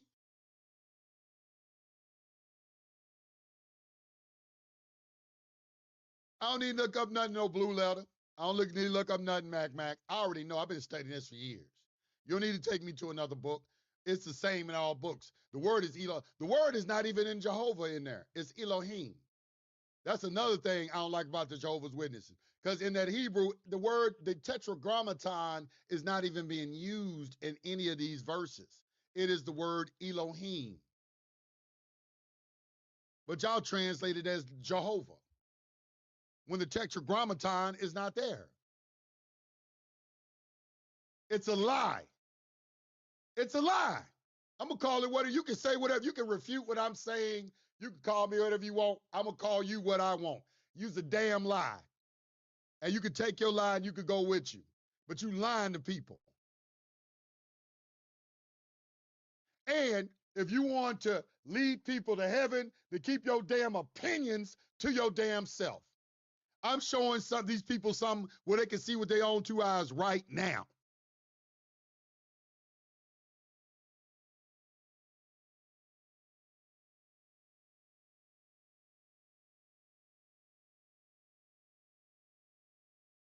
They get mad about that. That word, you call. They did the same thing to Jesus, though, man. Jesus said, I am the Father of one, and they wanted to stone him. He said he had to come back. He said, isn't it written in your law, say you're gods? These people do the same, these the same bloodline today. I don't know what is so. Let's get back to Genesis real quick. Let's get back to Genesis.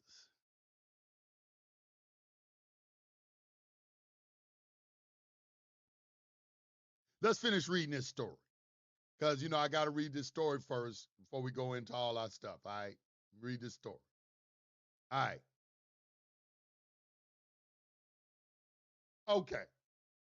So we had 7, and the eyes of them both were open. So the serpent ain't lied yet. And they knew that they were naked, and they sewed fig leaves together and made themselves aprons. And they heard the voice of Lord God walking in the garden in the cool of the day. And Adam and his wife hid themselves from the presence of the Lord God amongst the trees of the garden. And the Lord God called unto Adam and said unto him, where art thou? And he said, I heard thy voice in the garden, and I was afraid because I was naked and I hid myself. And he said, who told you you were naked? Where are you at? Who told you that? Have you eaten what I told you not to eat? 3 Why would it be who? If it was a snake, why wouldn't it be what? Why would it be who?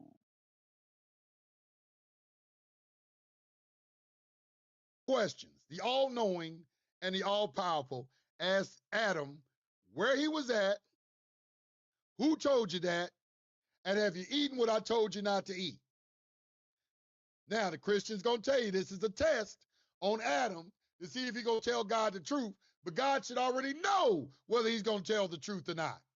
Because that makes you the all-knowing. And all-knowing don't have to do no test.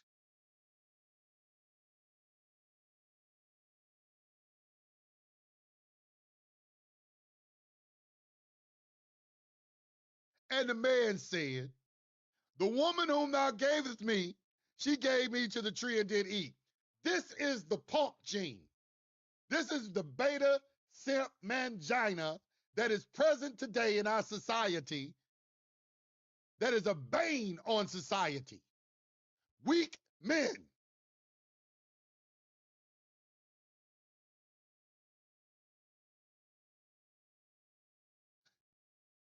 That woman you gave me, she told me, man, I know, I wasn't gonna do nothing. The woman did it. And the Lord God said unto the woman, what have you done? Oh, got another question. And the woman said, the serpent beguiled me and I did eat.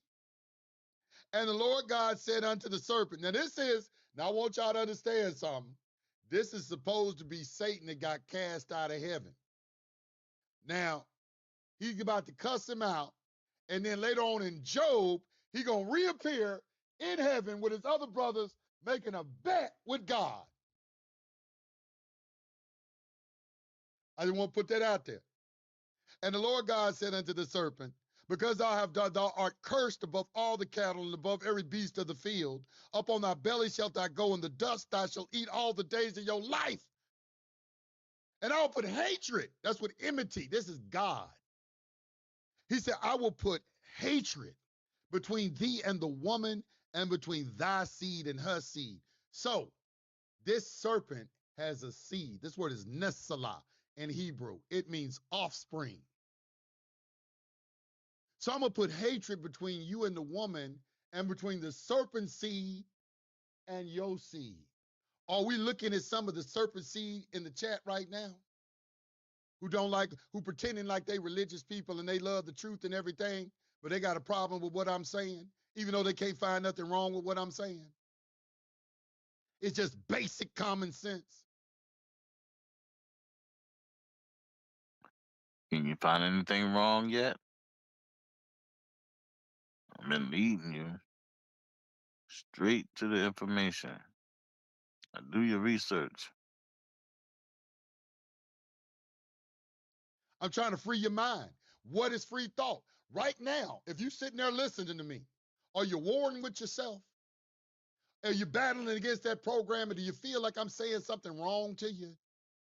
See, that's freedom trying to scream, trying to unlock the cage of your mind and free you.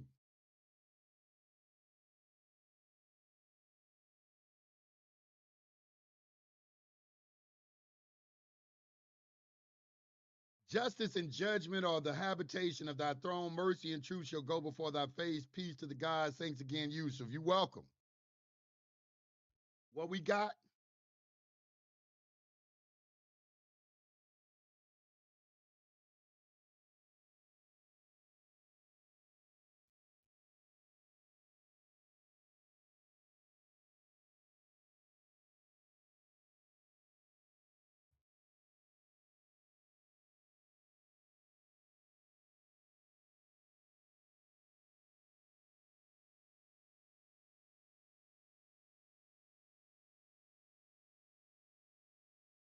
Let me pause. Somebody asked me, I want y'all to see how disrespectful people are.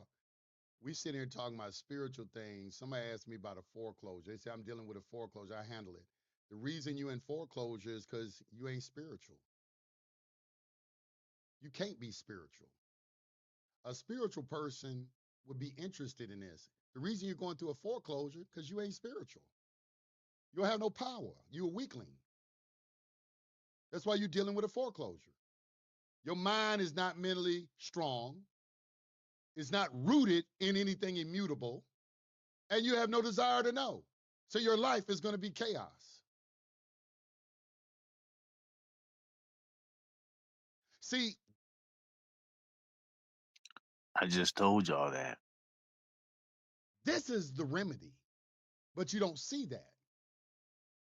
But everybody who's an entrepreneur does. I guarantee you, I go into a room of billionaires, they all understand what I'm going to be talking about today. And the reason is entrepreneurs, billionaires, they all understand because, again, I'm going to tell you, there's rules to this game in life. There's rules to everything. So why not just follow the rules to the game of life and start a business and build, grow, expand, help others, and watch how far you go. Think about it. It's billionaires out here giving out money for you to start a business. Why? They ain't giving out the money for anything else. Why are they giving out so much money for you to start a business?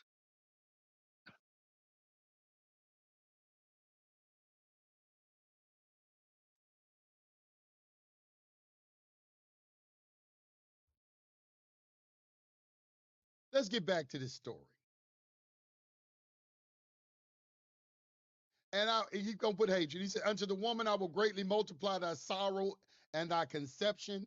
And sorrow thou shalt bring forth children, and thy desire shall be to thy husband, and he shall rule over thee. So there you go, ladies. God decreed that we going to rule over you. So the only way you don't think that that's true is you don't believe in this book at all. Let's look at some things though.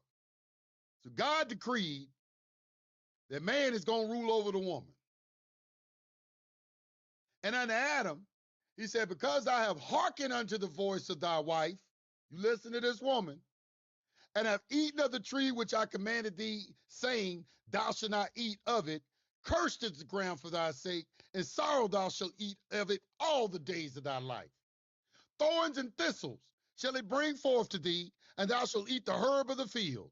And the sweat of thy face thou shalt eat bread till thou return unto the ground, for out of it was you was taken, dust thou art, and dust you shall return. You ain't nothing but dirt. You came from dirt, and you're going back to the dirt. This Elohim has gotten real emotional. He cussing everybody out. He cussing out.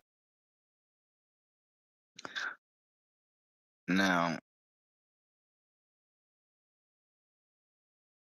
if you look, there's a lot of things that it said Adam would have to deal with. But when you get deeper into it, of what he's talking about, you can actually look and see these are things you deal with today when it comes to women. Thorns and thistles. Think about that.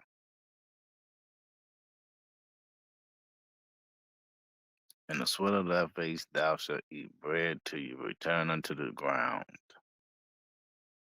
But man cannot survive off of bread and water alone. So, what are they eating that thorns and thistles shall it bring forth to thee? So, what is that? break all of this down because it's again line upon line, precept upon precept. It's four different things when you read each one. You'll find out a lot of stories, a lot of origins, but they're all going to lead you back to one place. But again, a lot of stuff is metaphoric and allegoric. So look at the allegories. For example, sun, sun. Just put the stuff together. It's a lot more deeper than you may think. You gotta realize, why is everybody using the Bible so much to do so many coded texts and pass on messages? Did you ever think about that? Look deeper into it. Out the snake, he cussed out the woman, and he cussed out Adam.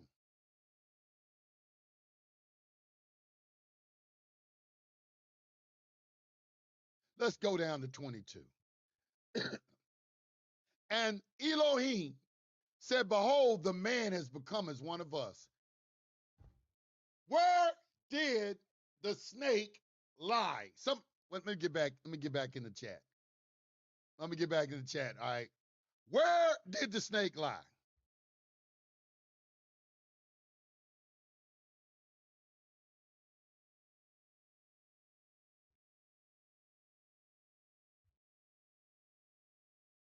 Where did the snake lie?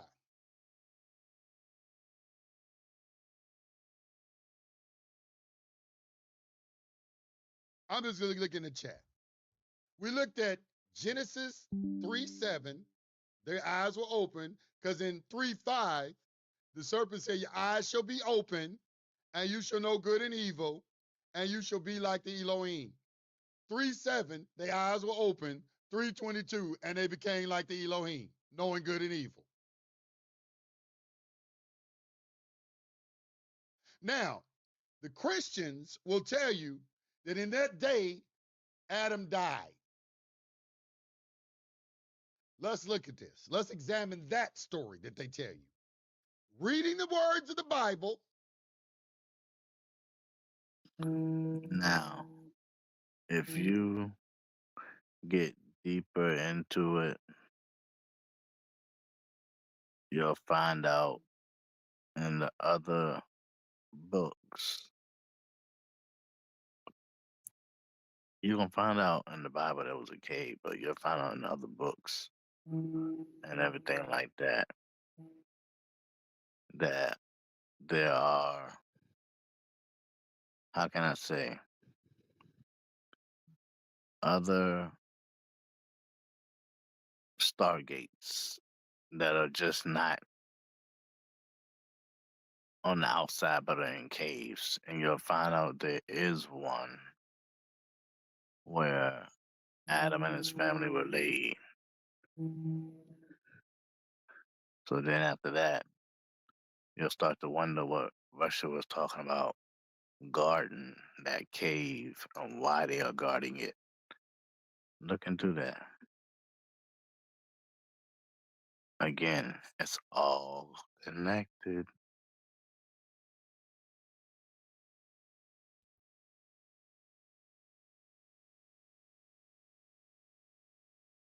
Now, so he drove out the man, and he placed at the east of the garden cherubims. You have seraphim angels, and you have cherubim angels.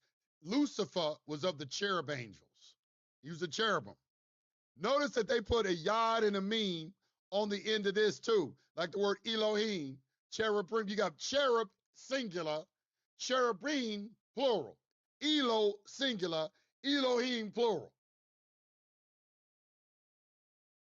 And a flaming sword which turned every way to keep their way of the tree of life. Let's go back up here.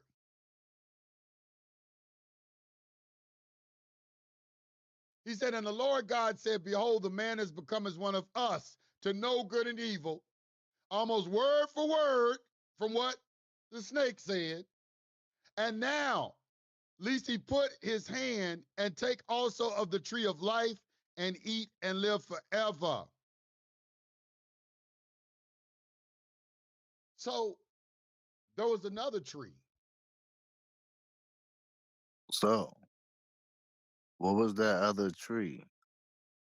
What knowledge was Mother Nature giving out for you to live forever? Do your research. Remember, if you obey her, she'll obey you. And in order for Adam and Eve to live forever, they had to eat of that tree. Now, if the Christians would make the argument that the reason Adam died in that day is because he was prevented from eating from the tree of life, that would have been an intelligent argument. However, they won't make that argument because that's going to open the door into some esoteric realms like the tree of life of the Kabbalah, which they don't want you looking at.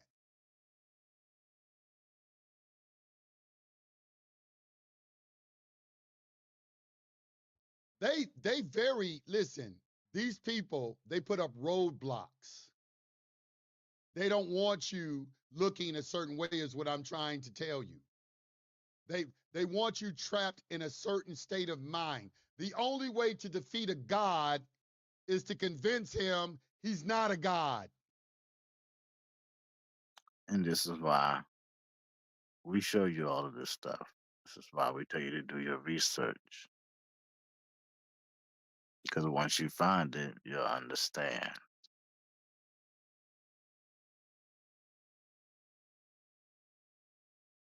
That's the only way.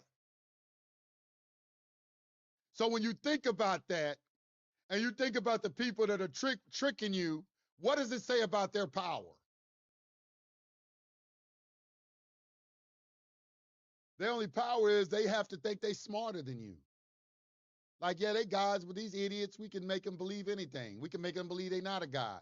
We can make them kill themselves.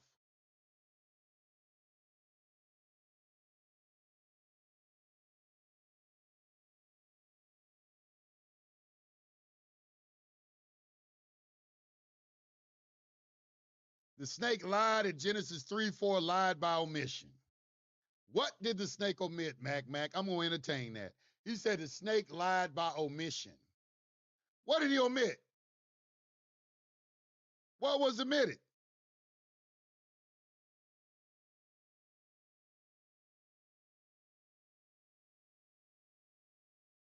What did Jesus say about the eyes?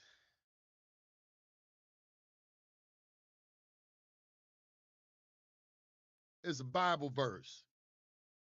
The lamp of the eye, Matthew chapter 22, was 6:22.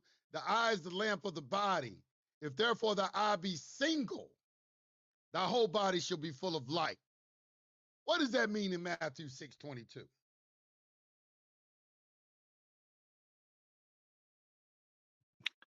You know how you hear when you see something, you can't unsee it? Your eyes are a lamp to the body. Your eyes are a key to your soul. Your eyes are what determine which way you go. Because the thing is, you can see something and you still can make the wrong choice. But your eyes can also fool you. Remember when it says, if it offends you, pluck it out? So be careful what you put in front of your eyes, in front of your children, and the things you show and teach them. The eyes are the key to the soul.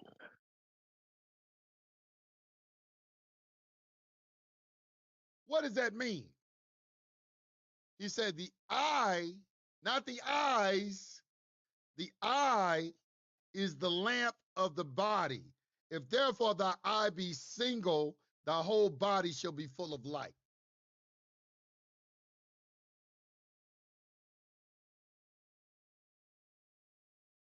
Now, go and think about that.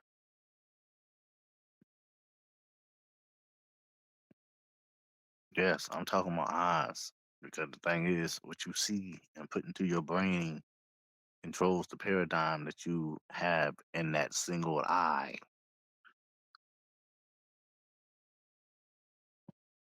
Same thing with your kids and the knowledge you pass on. Now, think about that. Light. Light doesn't have no weight. Light travels far. Think about the balance scales, the balance system. If that eye is your mind's eye is your heart, then how light or heavy is it? Because when it weighs heavy on your heart, guilt doesn't sit on your chest, it sits in the mind. It's a thought that comes in. Same as stress. So in the other videos, you hear me talk about how heavy is the heart, your mind. Research. This is why we tell you to do your research. Don't believe everything we're saying. Go do your research. I know what the crit. Tell me what. Tell me what is. I don't know what the Christian interpretation of that verse is. Tell you the truth, I don't know what it is.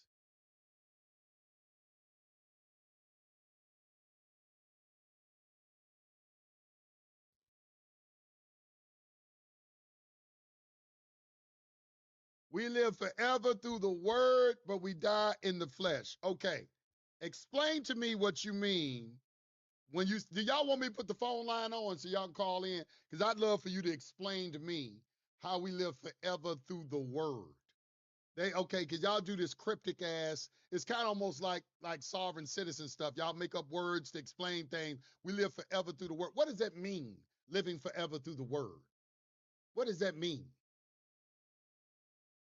What is your interpretation of living forever? I'll tell you what my interpretation of living forever is. My interpretation of living forever is no cessation of you maintain your memory through multiple lifetimes. Because if God wants to destroy you, all he has to do is wipe your memory. So memory is the key to eternal life. Because if I hit you on top of the head and you get amnesia and you don't remember anything about your past life, who your mother, your parents, your name, nothing about yourself, that person, that name and identity is dead. And you effectively have become somebody else. Now think about that. What would you do in that situation? That'd be like a 51st dates type of situation. Everybody remember that movie. How would you handle that?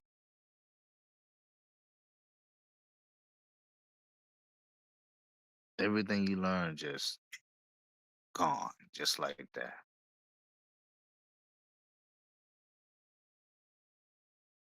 How would you try to make it back?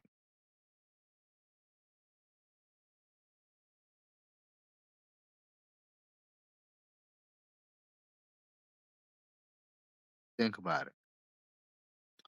Alzheimer's, dementia.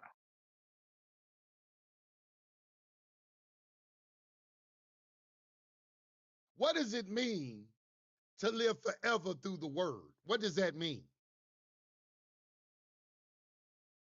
Because I'll tell you what my interpretation of the word is too. In the beginning was the word. The word was with God and was God. That word right there that you're talking about.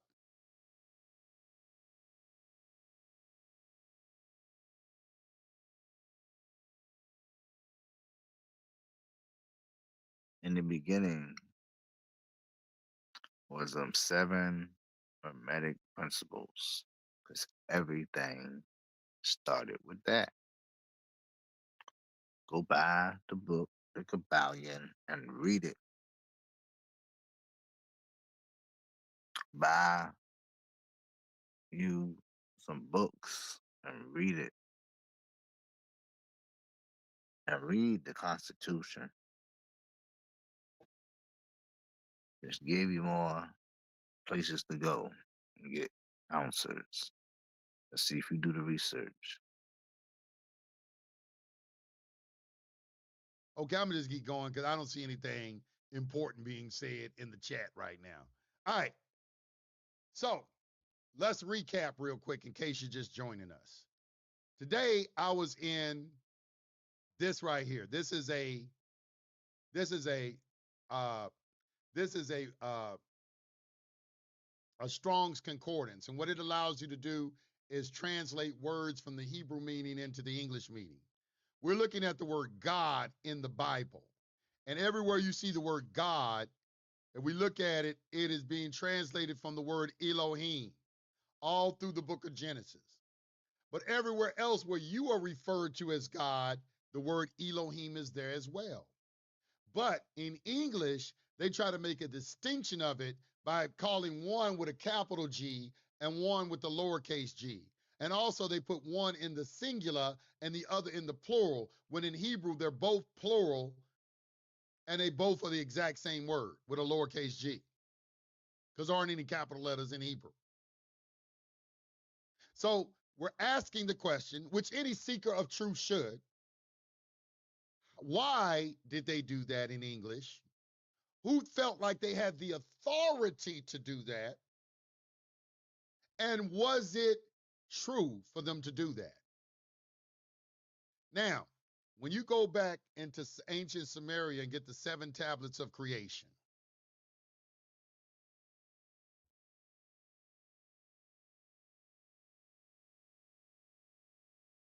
there's something they can't deal with. There's something that they can't. Now, remember I told you to go back to Egypt. If you look in the other videos, you see Billy Carson was talking about the same thing. You see other people talk about the same thing. It's all connected. But the Bible won't just put together from a different bunch of stuff for nothing.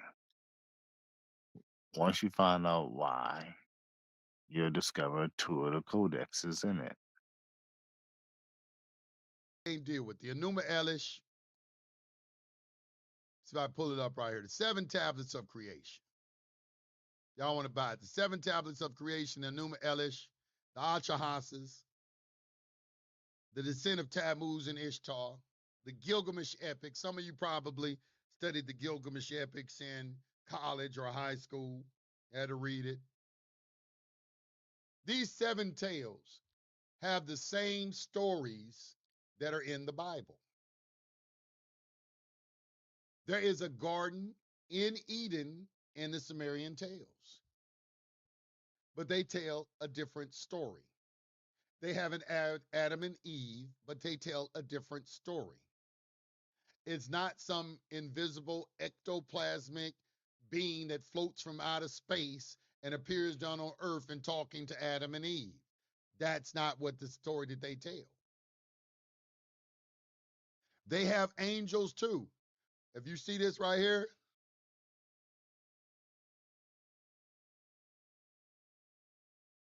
is this where you got your angels with wings on their back? Is it where Michelangelo got it from? Is where he got it from right here? Is where he got it from right here?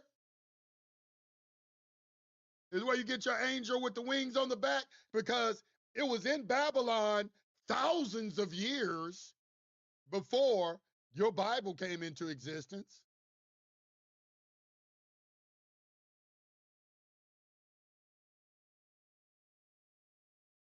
Why do they have a flood story?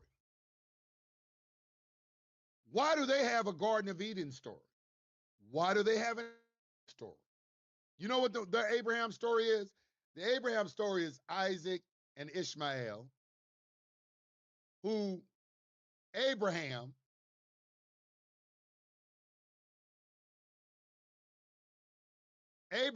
was married to Sarah, and she could not have a child. Then an angel came to Sarah and said she would have a child. But before that, Sarah had given her maidservant to Abraham, Hagar, an Egyptian woman, and she had gave him a son called Ishmael, which means God will hear. And she called out to a god Elroy when she was in the desert, which is a variation of Allah, Elo, Elohim, Eli, a dialect. Now, in the Sumerian tales, you got the same thing. You got Anu and Antu. Antu couldn't have a child, so she gave Anu her maidservant Id. Id had a son and called him Enki, which means master of the earth. But later on, an Ethereum being came to Antu, said she would have a child, and then she had Enlil, which means master of the skies. So Enlil, Lil means skies, Ki means earth in their language. So you got both of these brothers that are born from the king who are now in competition with each other, which led to a lot of these tales and a lot of these things happening, which even led to the creation of man. Their competition led to the creation of man on this planet. And they tell that same story in a different way, this Garden of Eden story. And their story, they were here looking for gold. And you had a caste system within their society. You had royalty Anunnaki, and then you had worker bee Anunnaki. And Enki was over the worker bees on planet Earth digging for gold. There was a mutiny, and Lil wanted to punish them. Enki said, "No, you're not punishing my men." A war was about to ensue. Anu stepped in, stopped the war, said, "Y'all going to resolve this without going to war." And they came up with an idea. They said, this being that's already on this planet, this primitive man, this Lulu Amalu, we're going to take him and we're going to put our DNA on it. They got pictures of the caduceus. That's the DNA double helix. They were involved already in genetic splicing. A pig is a genetic splice being. You look at aardvarks and all those different type of boars on their way to get a pig. Same thing with dragonflies and bumblebees. They fly the same way. They levitate. They don't fly like other creatures. They talk about all this. And it took them 600 years. And they put them in a garden to keep them away from outside influence because they were going to raise them up and train them from out. And they didn't need outside influence. And this serpent man, that's why they call him a snake, came in and disrupted what they were doing. I never said it was good what he did by giving them the information. He did do something off the rails. But when we look at it in its true form, it starts to free our mind. Because now we're going to have to question, is this the God of creation that's talking to Adam and Eve? It doesn't mean there isn't a God of creation, but is this him they're looking at in Genesis chapter 3, that's asking all kind of questions, that's getting pissed off? That doesn't seem like the God of creation to me. That seems like a being.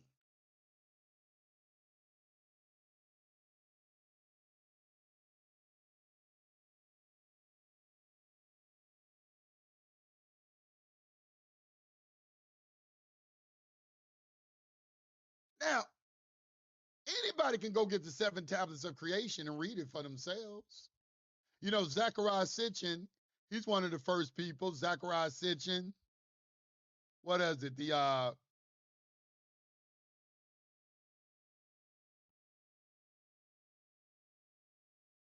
Russian archaeologist. Zechariah Sitchin, all his books right here. Genesis Revisited, Stairway to Heaven, Divine Encounters. Anybody, the 12th Planet? Anybody get that series of books by Zechariah Sitchin? Or have you watched the video, Chariot of the Gods?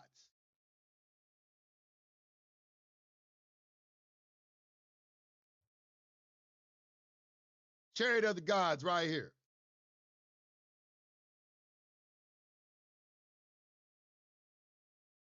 Eric Von Däniken. Came out in the 1970s. I'm not the first person to start questioning these things. A lot of people have questioned them. And a lot of people know the truth because they're looking at it in the other languages and they're doing comparative religious studies. And they're seeing that the same stories are all over the planet.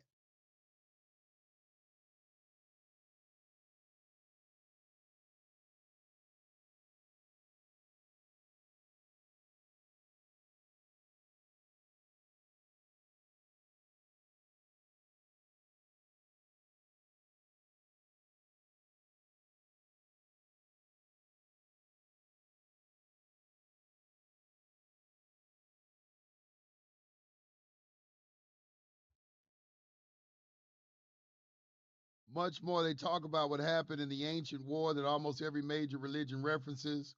Hey, dude, is it not? If it's nonsense, then where did your sense come from? Oh, this is Billy Carson nonsense. Now that goes to show you how foolish they are. They really think Billy Carson is the first person to come out and talk about all this.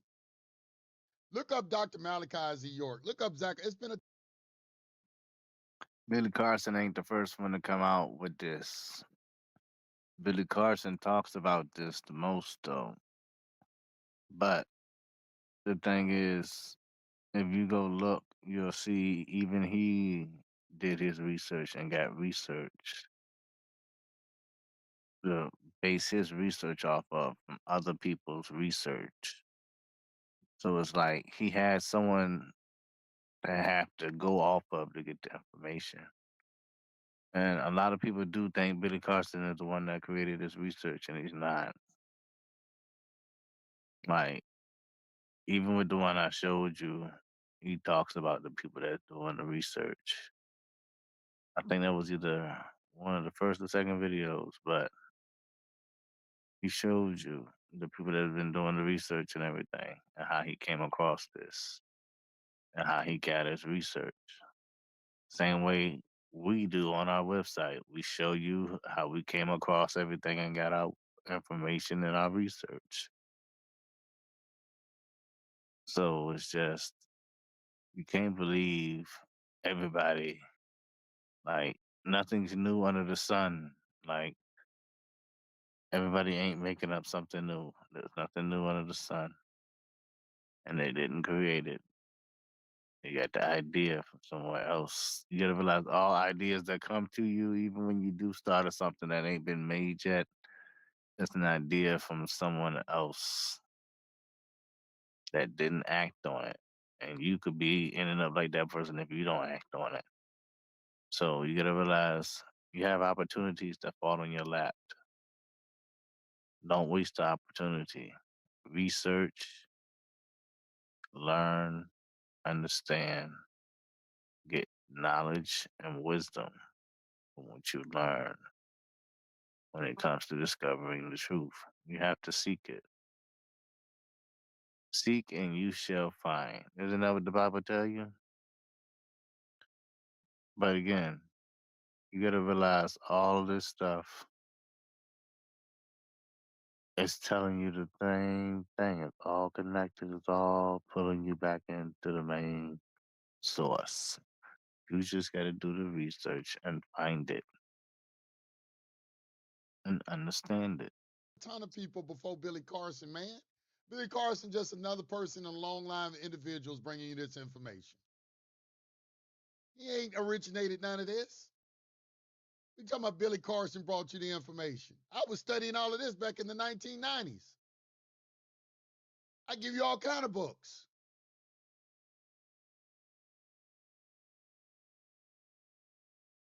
That's Billy Carson nonsense. Okay, let me tell you something. You call it nonsense all you want, but let me tell you what the ancestors did. They wrote it in stone. That's where it comes from, written in stone. So you can't never get around that. They wrote it in stone, on stone tablets.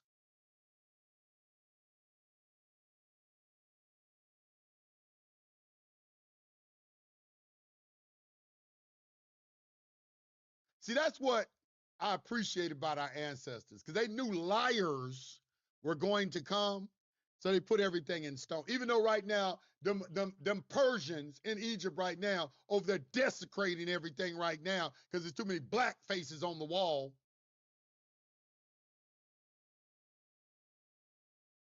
Yeah, I just left Egypt. Just left the pyramids in Mexico too. I'm going to go to all the sites.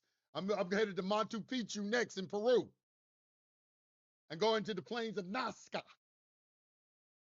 You ever look at the plains of Nazca?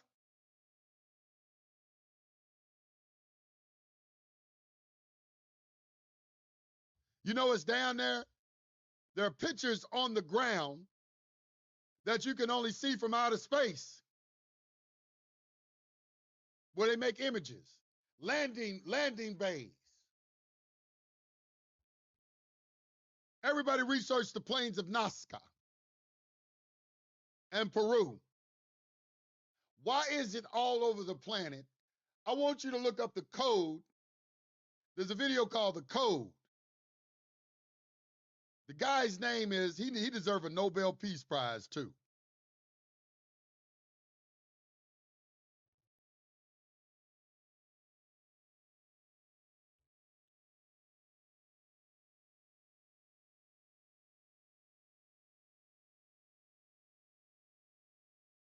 What's my man's name? My man's name is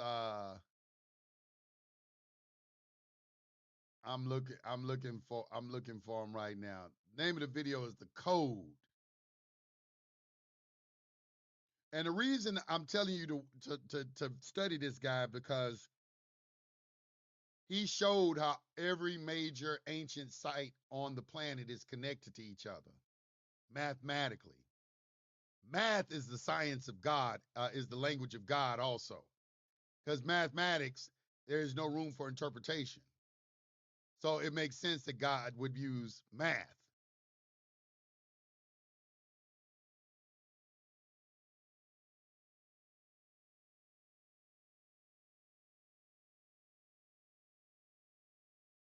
And I don't see it on here, man. I'm gonna have to maybe tell y'all later. I can't think of that guy's name right now. The Code. I used to have his name in my memory.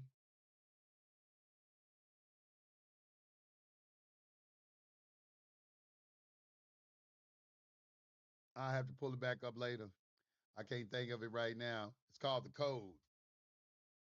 Let's see what they saying in the chat. Yes, much more. They talk about what happened. I'm trying to see what y'all saying in the chat. It said, Mac, who doesn't? It says, must leave Babylon and go to a quiet space, connect with Mother Nature in the wilderness.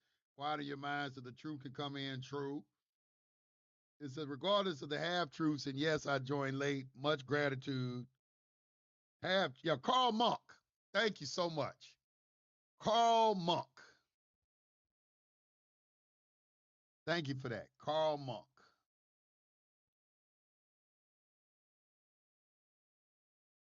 Karl Monk. Once everything's Now, perfectly organized, I'll start working on my thesis. I want y'all to Grammarly will ensure you feel confident nailing your final thesis by supporting your y'all writing to journey from start watch to this finish. video right here, Karl Monk, The Code. Welcome to Ideation Any of his Station. videos. How do I write the perfect intro This paragraph? is only for people You start with truly understanding what interested in the makes truth. a perfect intro. All right, when you watch Grammarly this, can highlight this guy precise right tips here, for an he has broken introductory paragraph down based the on the research mathematics you've of all done these so far. ancient sites and how they are all interconnected. That should be obvious when you start An traveling. informative and inspiring that there was the same intro. presence This is all over exactly the what planet. my thesis There have been needed. different civilizations Now that I've got a that have come and strong gone on this intro, I planet. need to take This a planet pass is at perfecting millions some of the years remaining old. paragraphs. We are not the first Revision time? civilization to be on Revision this time. planet. And this is Here also at the Revision reason Division, why we ensure your writing is the Cain, highest when he got quality it can be. kicked out of This the garden, paragraph he can be was afraid simplified. somebody was going to kill him. Grammarly can My paraphrase this question, by all you using the Christians, improve it prompt, who was Cain all while afraid of that was maintaining going your to kill him? voice and keeping your work What sounding happened to the professional. dinosaurs? Awesome. Let's wrap this thesis up with Why a the neat Bible don't and talk about tidy the works dinosaurs? cited page. Oh, they didn't Grammarly exist. can help with that. Writing citations has never been easier. You can now cite the AI prompts you used. Perfect.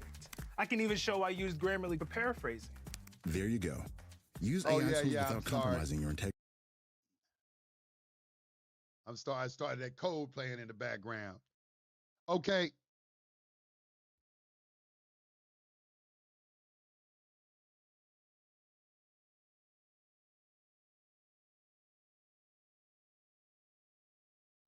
All right, let's get to the freedom part of this. All right, so I started this today. I started this and I wanted to show you all of this and start this conversation because we have to question the interpretation of God that's been given to you.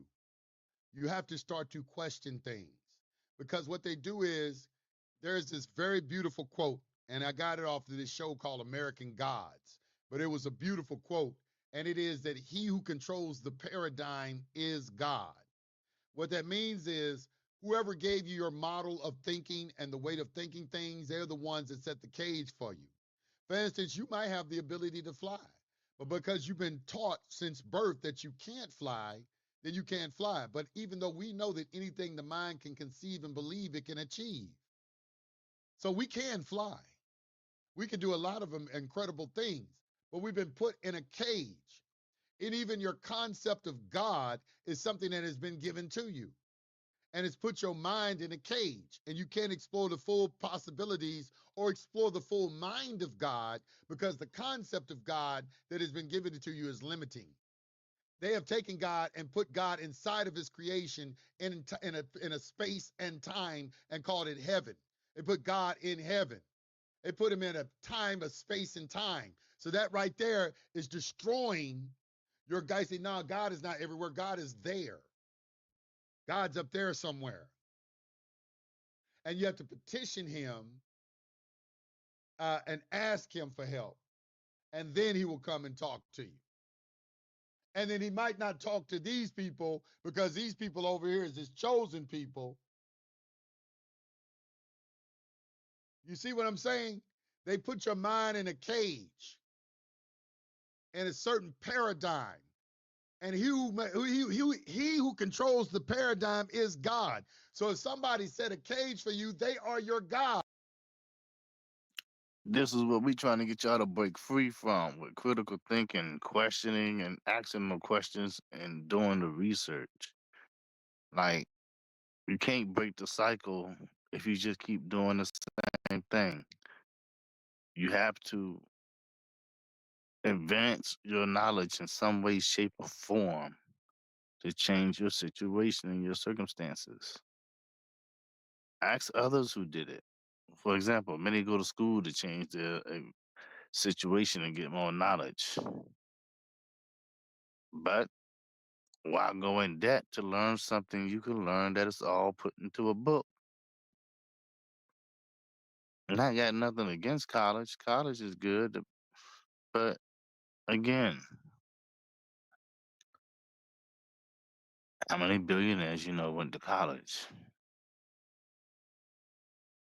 But how many billionaires know you that read these books? We have a whole book list on our website of all the books, especially the ones that I've read and the ones that everybody else has read. But the thing is, all of the books, you're going to have to read them.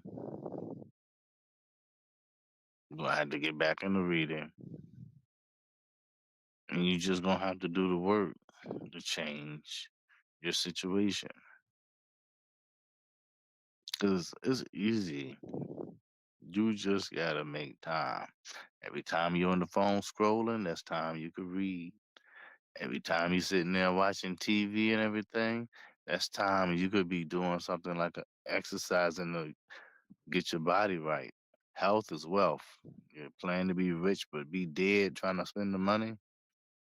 Health is wealth. You got to be healthy to spend the money and enjoy it. Or you want to enjoy it trying to stay alive. But again, replace those bad habits with positive, good habits that will benefit you 20 years from now, where you can look back and say, I'm glad I did this. I'm glad I started doing this. This paid off. Because if not, you may be headed down the same path as your grandparents and your parents. Which means if you ain't doing better than the last generation, you're not even growing at all. It never was. They are your gatekeeper. They have told you how to think. So how can you be free if you're not free to think in your own way?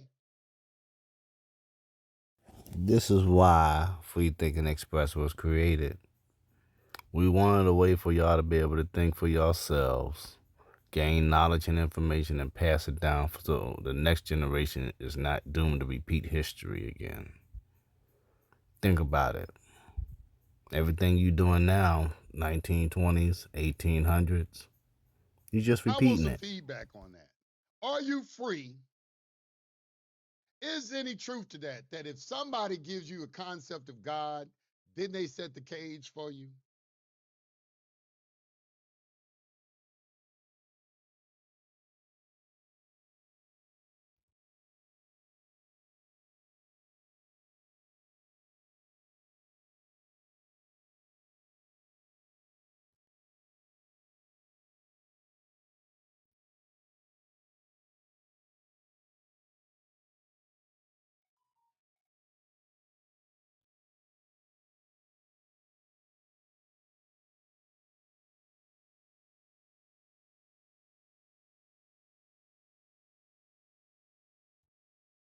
Omar Wise, the narrative died when you understand biblical cosmology and the dome. Whatever makes you happy makes you free. Freedom is self illusion. How is freedom self illusion? God put God in a box. Hey, Mr. I really wanted to know, have you done shadow work? Have you done shadow work? And what do you think about it? You have any resources to read? I asked you yesterday, but I think you missed me. I don't know what you mean by shadow work. That's not a term that we use in the circles that I'm in. I don't know what shadow work means. So I didn't answer the question because you have your own terminology for things, and I don't know what you mean. So you're gonna have to tell me what you mean by shadow work because that seems like dark forces to me.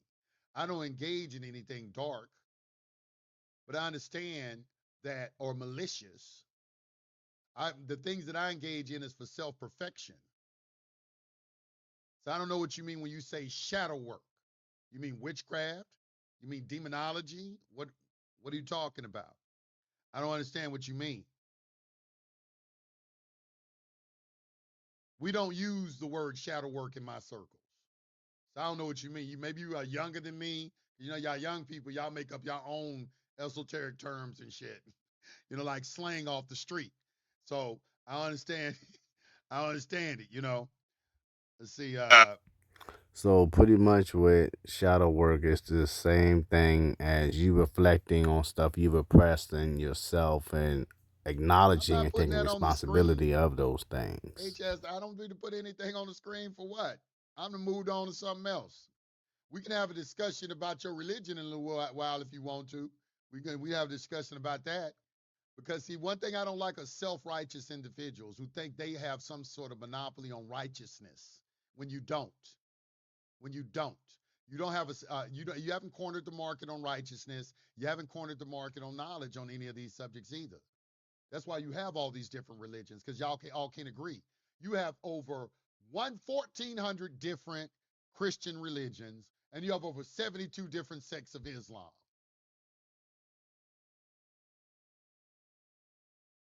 Y'all can't even agree.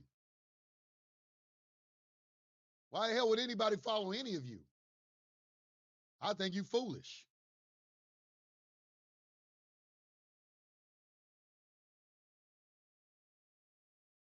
Yeah, Aramaic is a dialect. But there's no such thing as Hebrew because Hebrew is really Chaldean. There's really no word Hebrew. They call him an Ibri when he crossed over the Tigris Euphrates. Abraham or Abram came from Ur of Chaldee, which is Samaria, which is these stories I'm talking about where they came from. The land between the two rivers, Mesopotamia. Everything's connected. It all goes back. You got to do your research. The word Now look into where them two rivers began and how they began, what they lead to, and understand why they were set up that way. Elohim and the word Yeshua don't have nothing to do with each other. What you mean the difference between the two? The word Yeshua, Elohim and Yeshua are two separate and distinct words that have no relation whatsoever. None.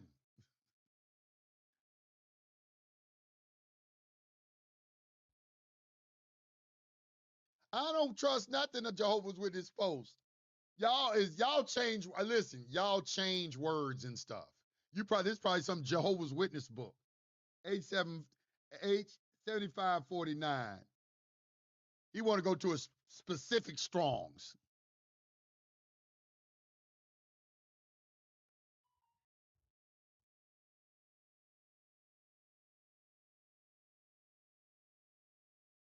Okay, so what is it that you want me to see?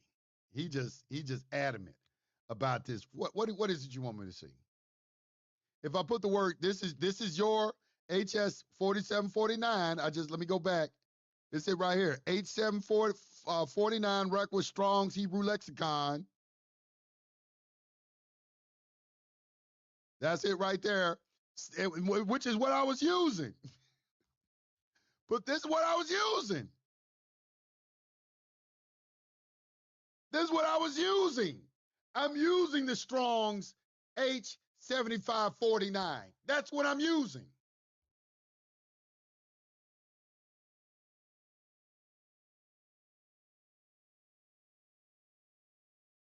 Or is this word, or is it rakia? Rakia.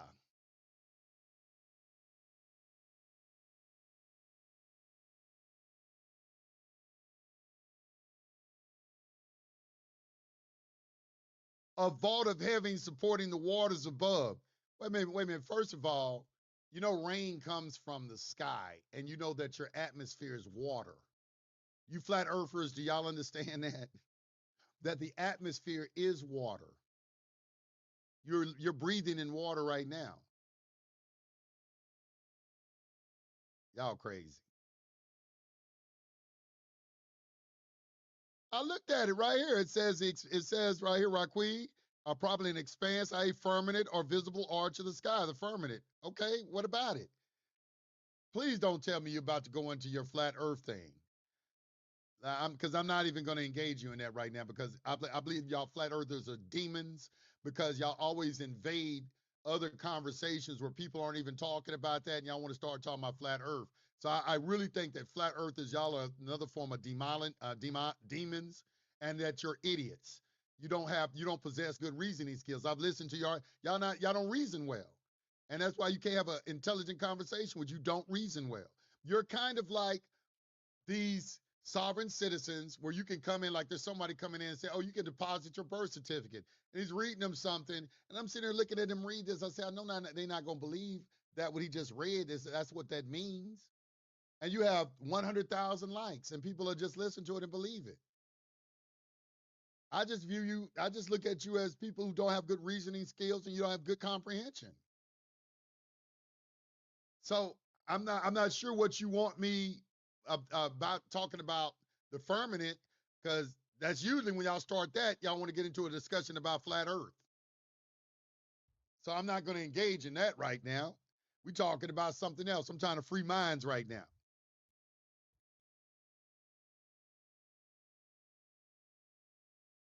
I don't know what they mean when they say shadow work. I don't know what that means. That's why I asked, what do you mean when you say shadow work?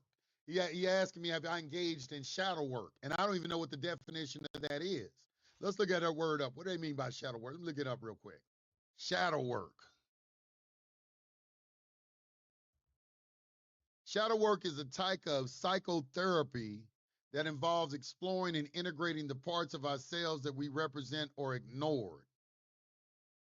The goal of shadow work is to achieve personal growth and wholeness by acknowledging and integrating those parts into your whole self.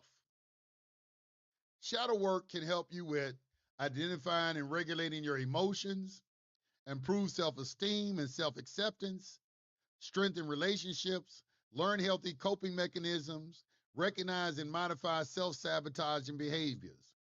Okay, all right, now I got a good understanding of that word, shadow work. Now, let's talk about this shadow work, what they just gave you. This is nothing but a way of of just another way of saying self-perfection.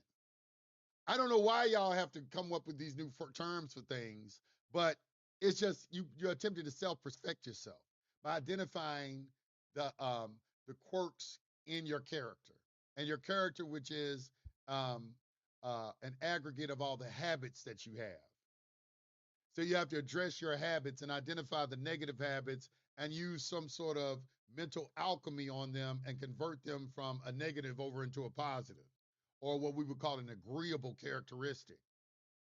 But just reading, just doing a cursory examination of that word shadow work, that's what that is. I haven't heard that word before, but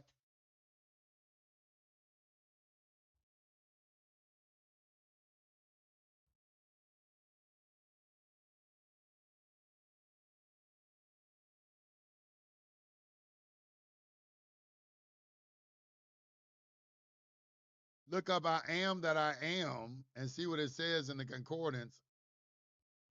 I am, I and am. After these things, the Lord came unto Abraham in a vision, saying, fear not, Abram, I am thy shield and thy exceedingly great reward. Hold on. They got I am a smooth. They got I am in here a lot. Let's see what I am is in I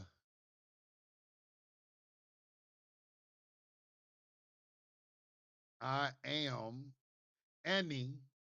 They don't have for am in here, but it's any. So let me say I am that I am. I am has sent you.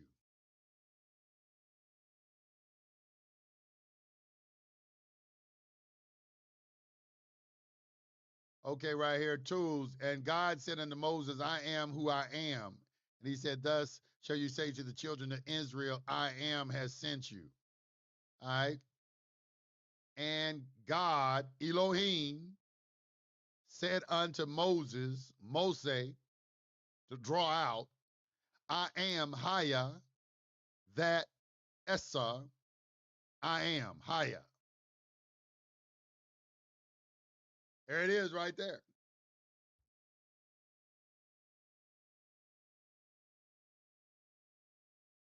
You think that's a name? Nobody knows the name of God, and nobody's ever seen the face of God. Okay, it just amazes me that a lot of Christians don't know that. I mean, that should be a uh, a pillar in your religious belief that no one has seen the face of God and no one has knows the name of God. God is unknowable and undefinable. You're trying to define something. The finite cannot circumscribe the infinite. You're a finite being attempting to describe something that's infinite. It's impossible for you to do. It's beyond your ability to conceive because you have limits, which is another reason when we say that we are gods, we could never be talking about we are the God or the ultimate source of everything. When I say certain things, I'm assuming that my listeners are educated to a certain degree on because you involved in this space. You're talking about sovereignty. You can't talk about sovereignty without addressing your spirituality. They go hand in hand with each other. Always have. So if you're just here to get a quick bill fixed, I don't understand why you're over here in this space. Because you're just trying to like get your bills paid or something like that. That's your issue. The issue is, and we're going to be talking about that today, is because you're not spiritually grounded. That's why you have bill problems. That's why you're having all kind of chaos in your life. Because you're not spiritually grounded. And you're not spiritually grounded because the people around you who are talking about these subjects are telling you things and it's turning you off. Because you're seeing how they act. You're seeing the hypocrisy in what they do. And you're seeing the lies in what they speak. And how a lot of things they say don't make sense. That's why I do these videos so y'all can see these videos and see the connection. This is my definition of God. What y'all like to call God.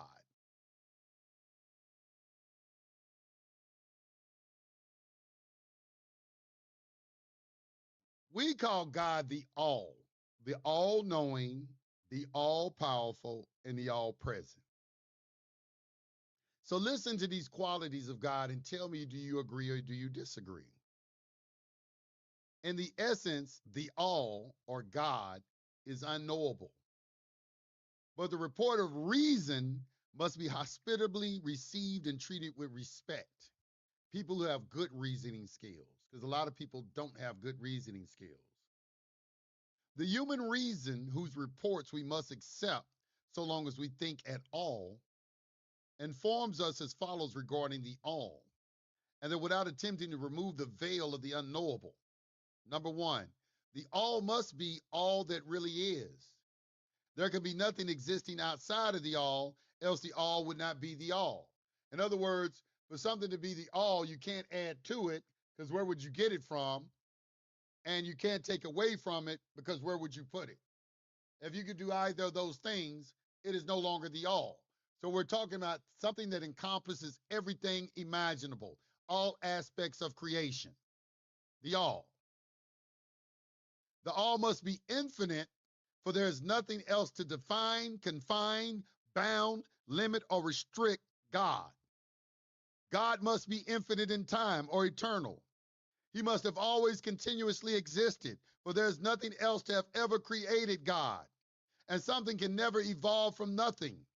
And if God had ever not been, even for a moment, God would not be now. So God must be continuously existing forever, for there's nothing to destroy God, and it can never be, not even for a moment, because something can never come from nothing.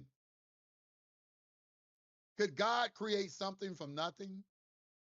Or is not? So if something can never come from nothing, then nothing must be something. And if the nothing is something, then what is it? What you're calling nothing is something, but you just don't know what it is. Some people call it ether. See what it's reading? I always told you to read it. The Some Kabbalion. people call it the Holy Spirit. But in the beginning, before creation, if there was this nothingness, this void, this triple darkness, this chaos, these different descriptions that people like to give at the beginning of creation,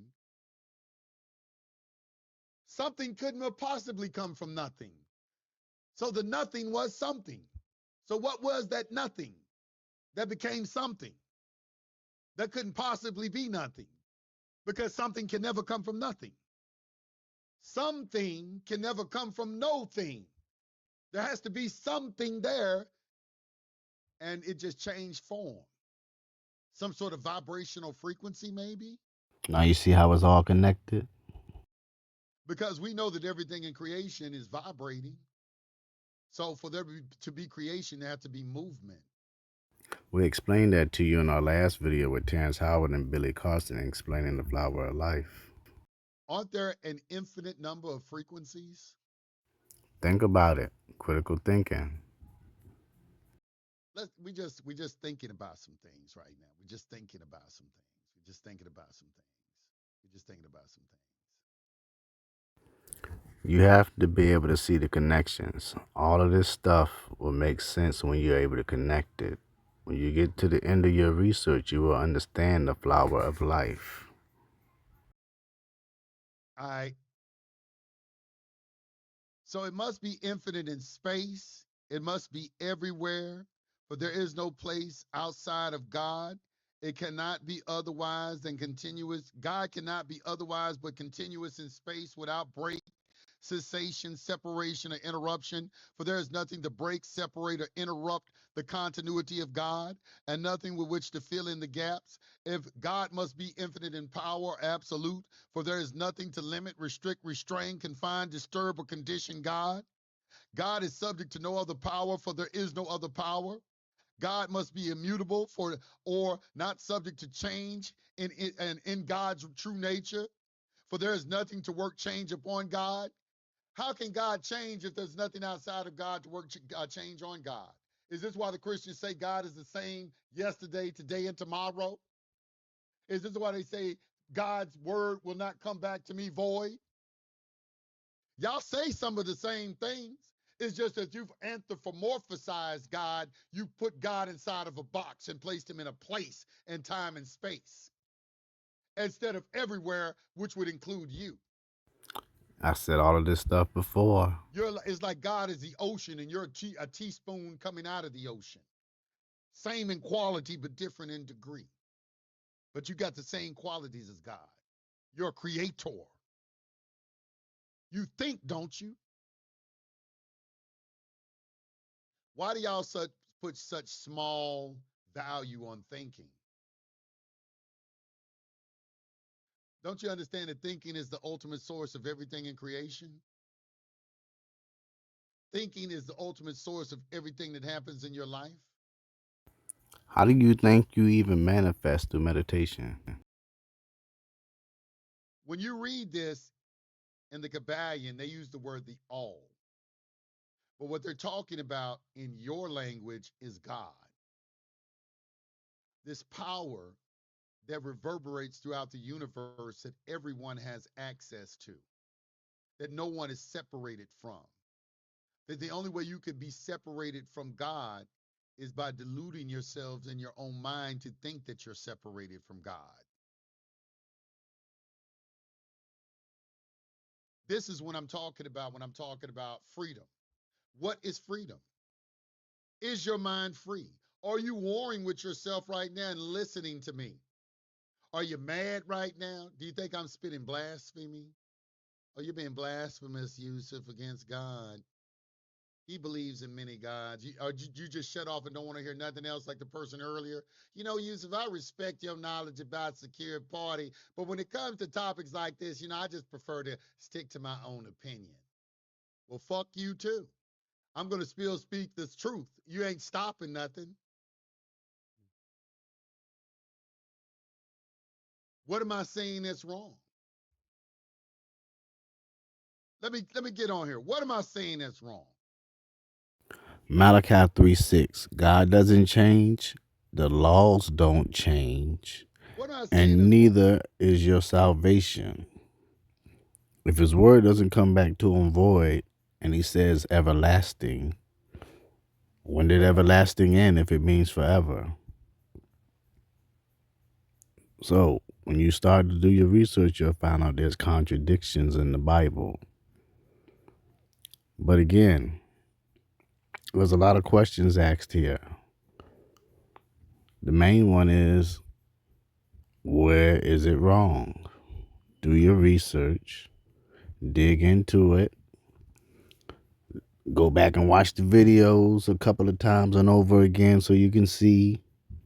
And from there, once you get into the research of it all, it'll start to unravel for you and you'll start to see the connections of what I was saying earlier, and you'll be able to get it all into one space of your mind to understand. Once you do that, you can move on to your next set of research to gain more knowledge, truth, and wisdom. But you got to start here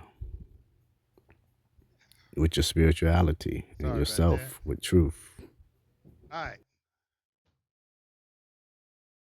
I'm gonna go to the chat now. I want to know, what am I saying that's wrong? I want to see in the chat. What am I saying that's wrong?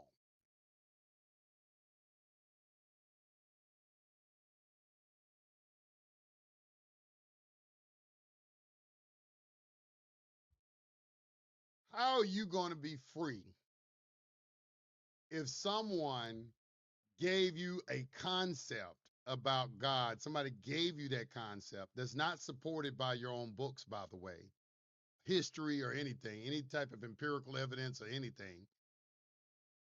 How is it that you are free if the way that you think has been influenced by someone else? How can you be truly free?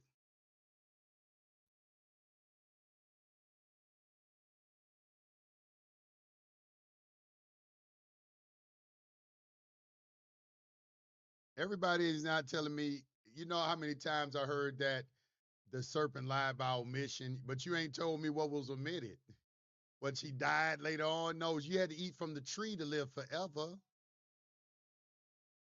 The serpent didn't lie. Y'all need to stop that. Keep on saying that the serpent lied. The serpent told the truth, said their eyes were going to be open. The serpent told the truth that they was going to be like God. And it gets repeated two other times in the Bible, in Psalms 82:6 and in John 10:34. So I'm really not understanding y'all's argument. Y'all want to argue for this. I don't even understand why y'all argue for it. Why are you arguing against you being a God? What's wrong with you being a God? Somebody explain that to me. What is wrong with you being a God? Notice I said a God, not the God. I said a God. What is wrong with you being a God? Even though your Bible says you are. Even though your Bible says you are. So I'm speaking to y'all, you antichrist, because that's the people. Antichrist means people go against Jesus, the words of Jesus. So all you individuals in the chat like Mac who are going against the words of Jesus, explain to me why you're arguing so hard against calling yourself a God.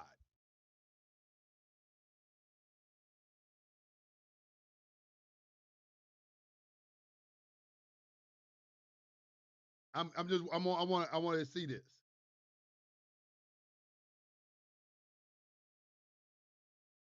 Why is it so hard for you? It's in front of you. Do your research. Read for yourself. You have to earn being a Elohim. He quoting Paul. He knows he ain't quoting Jesus at all. Watch him, y'all. Watch who they quote. They'll never quote Jesus. They'll never quote. They use that name, though. They use his name, Christian, but they don't ever quote him. Pay attention to Christians like that. Pay attention to the Christians who they use Jesus' name, but you never see them go into the red letters of the gospel and quote things he directly said. They'll always quote Paul because that's what they're telling them to do in the seminary schools is to come and give them a doctrine for the Gentiles. Because Paul was the 13th self-appointed apostle to the Gentiles. So that is a doctrine for Gentile people who is just a people who don't know who they are. It's just the people who don't know who they are.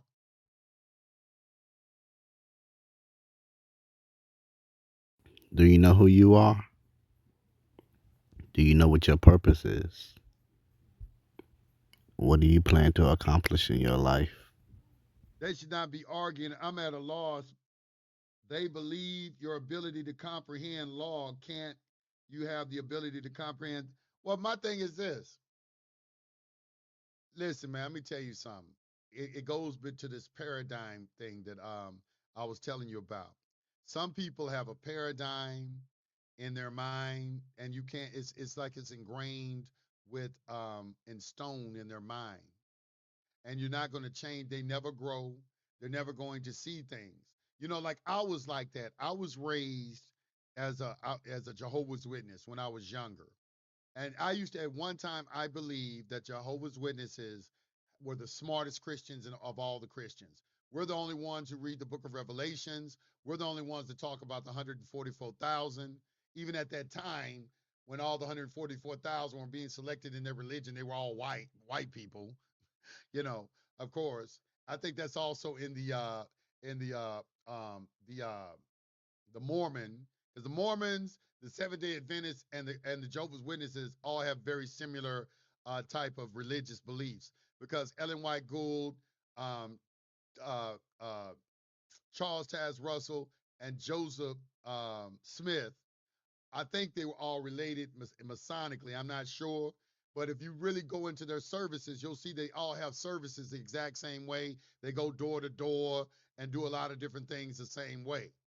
Just a little different, mildly different. But I've been to a Mormon, I've been to a Seventh-day Adventist service, a Mormon service, and Jehovah's Witness services, and there are a lot of similarities between the three religions, believe it or not. But so in having that belief, I used to think that we knew everything. You know, we talked to people and they said, "Well, your New World Translation has been changed." I'm like, "Nah, ain't nothing been changed in this book. What you talking about?" And you know, Jehovah God, you know, I'm saying, you know, I'm talk like they talk. So I had very, very strong beliefs too. And you know, and it's like anybody try to challenge me on them, you know, I'd be like, "Oh no, brother, you don't know what you're talking about. You know, here, you need to read this and read this." Until I met someone who was just incredibly intelligent and who opened my eyes to some things. And that change in the opening of my eyes is when I read this Genesis chapter 3 for the first time. And I've been just told the whole time that the snake lied.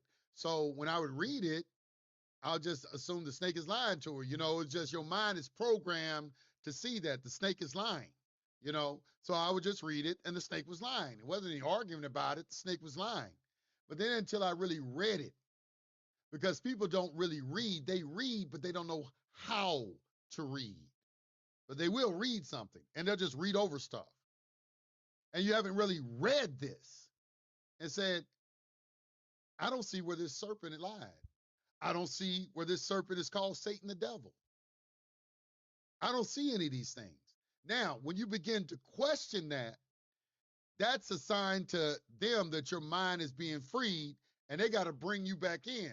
So then they start with the name calling. Oh, you hate God, or this, you know, the serpent lied. They start, they talk this shaming and things like this, kind of like how the women do when you tell them the truth. You tell them the truth, all of a sudden you hate women. They kind of do. It's the same kind of technique that's used in the religious circles when you start. Well, I don't see where the snake lied, and then they start the shaming tactics and things like that, making you feel that you are not in the club, or in some kind of way, you not no true representation of God, or in some kind of way. When in reality, you are the real representation of God, because you're standing on truth. Because God is the truth. And your religion has to be, that's my religion, by the way. The name of my religion is truth. Something is either true or it's not true. That's it at the end of the day. Something is either true or it's not true.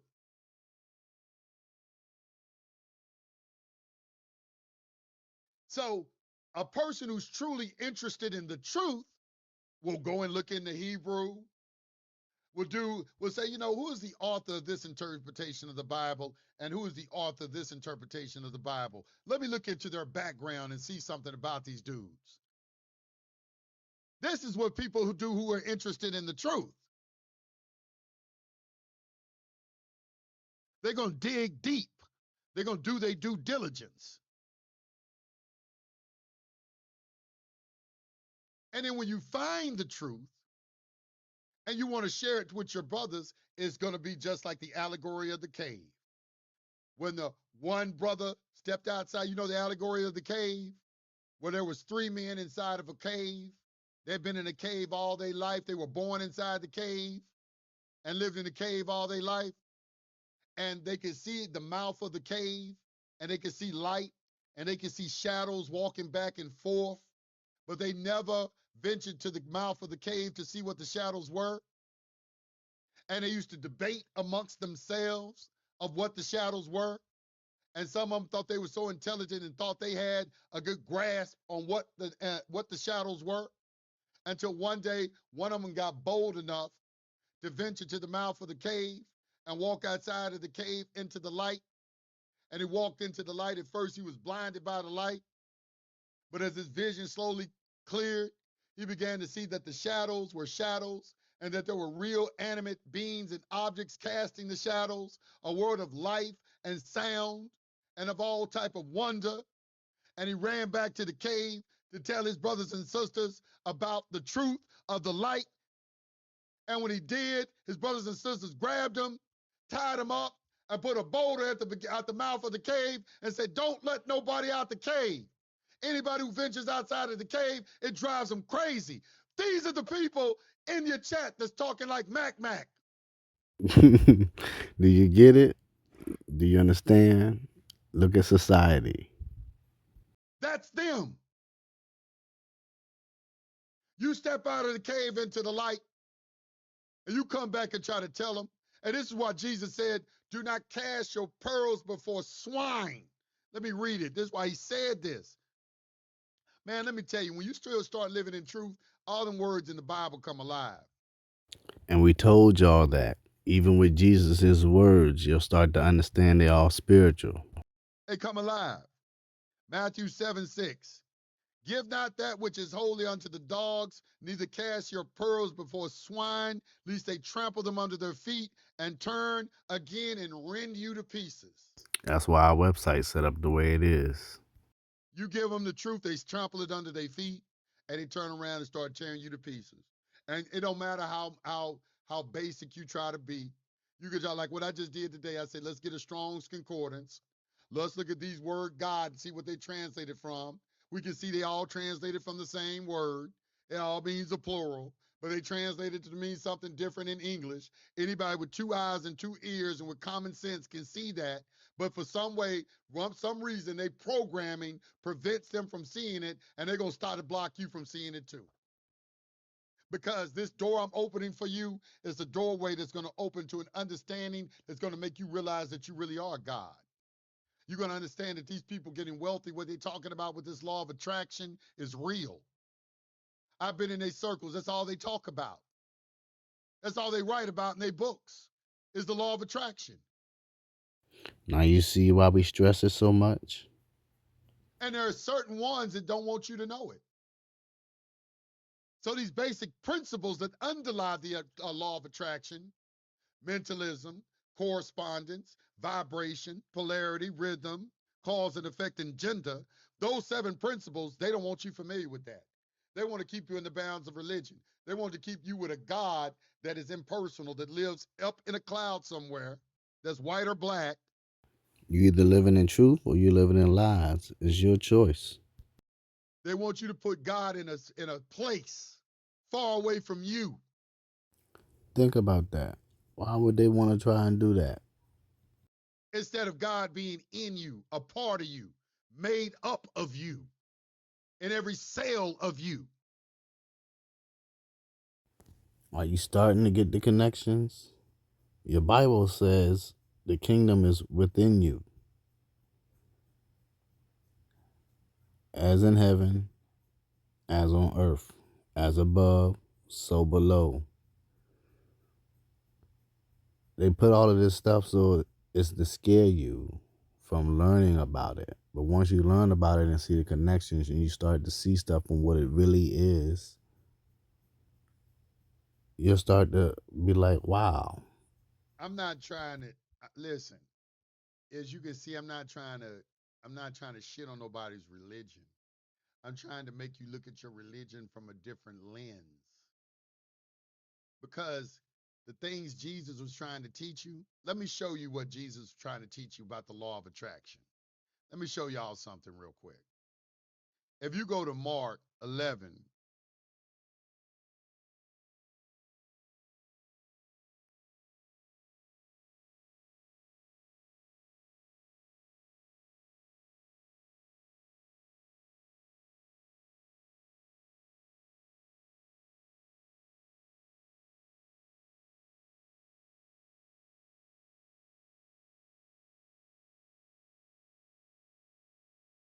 what is it? Y'all explain to me what this is.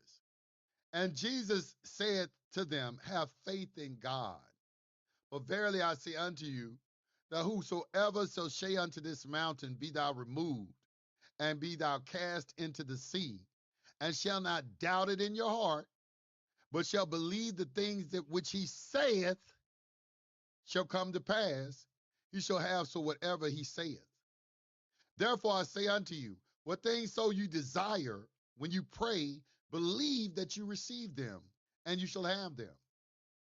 This is the same thing they teach in the law of attraction. You have to, it's called the now time. You have to believe that what you want, you already have. You have to convince the subconscious mind that you already got it. Prayer is nothing but the same thing as, affirmations. They're all prayers. Making statements over. You want to pray at night before you go to bed because that's the optimal time for whatever you say to go into the subconscious mind. Prayer is very effective, extremely effective. Your belief in prayer that there is a God somewhere up there is effective because you believe it. Your faith, it doesn't matter what the object of your faith is. It matters, do you have it? Which is one of the points of American gods. The gods live and die off of the faith of the people who believe in them.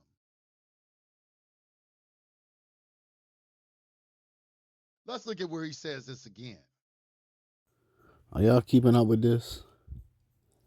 If not, go back and watch it again. Was it faith? Because unless you get it, You're going to be back at the same point again. I think it was in Matthew, the other one. Yeah, Matthew 17:20.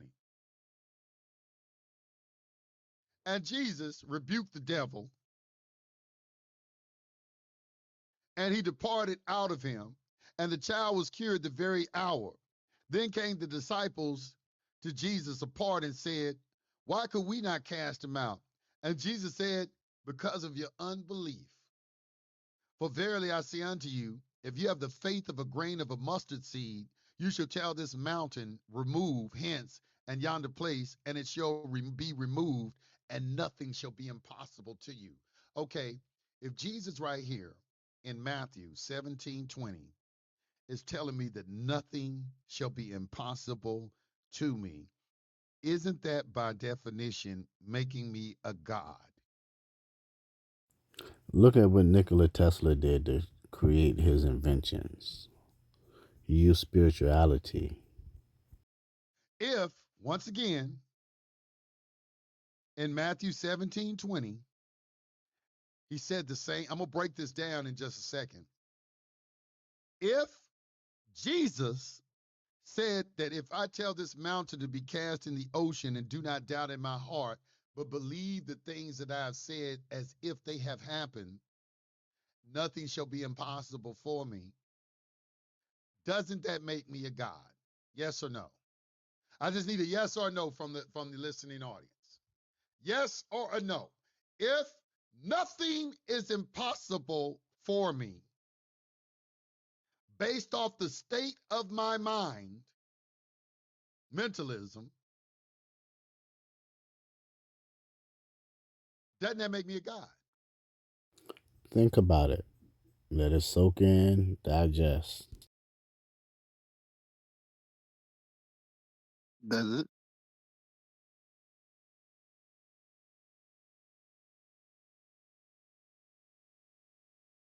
Did I misread? Somebody read it. You read. Somebody go read that story. Was when the disciples couldn't get the devil out of someone, and they had to bring him to Jesus, and Jesus was upset with him. Like, how long must I be with you? He said, bring him to me. And he cast the devil out that very hour. And they asked why we couldn't do it. He said, because of your unbelief. If you had the faith of a mustard seed, nothing would be impossible to you. So that ought to go tell you, if you having these problems that you having in your life, you don't even have the faith of a mustard seed. You don't even have the faith. You have no faith whatsoever.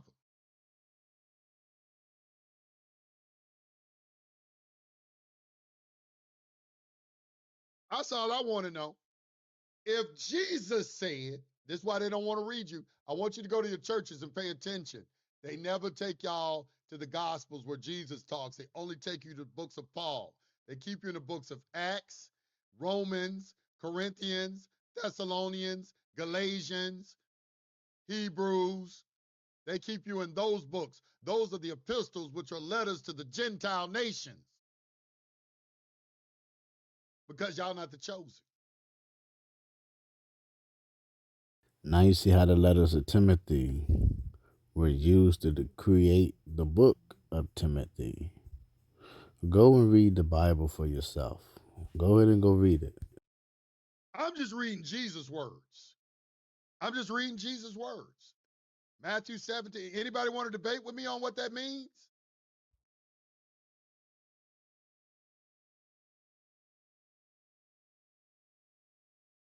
Isn't that what that means? If Jesus just said, if you have the faith of a mustard seed, and you tell this mountain to move from here to yonder there, and go into the sea, and do not doubt it in your heart, but believe the things that you say as if they have happened, nothing shall be impossible to you, meaning that I can speak things into existence. Does that make me a God? Does that give truth to John 10:34? Is it written in your law, say you're gods? Doesn't that give truth to what was taught in Psalms 82:6? Doesn't that give truth to what was said in Genesis 3:22? Look, the man has become as one of us. Think about that. Go read it for yourself and study it. Really study it. Doesn't that make you an Elohim? Doesn't that make you one of the L's? Yusef El, Mikael, So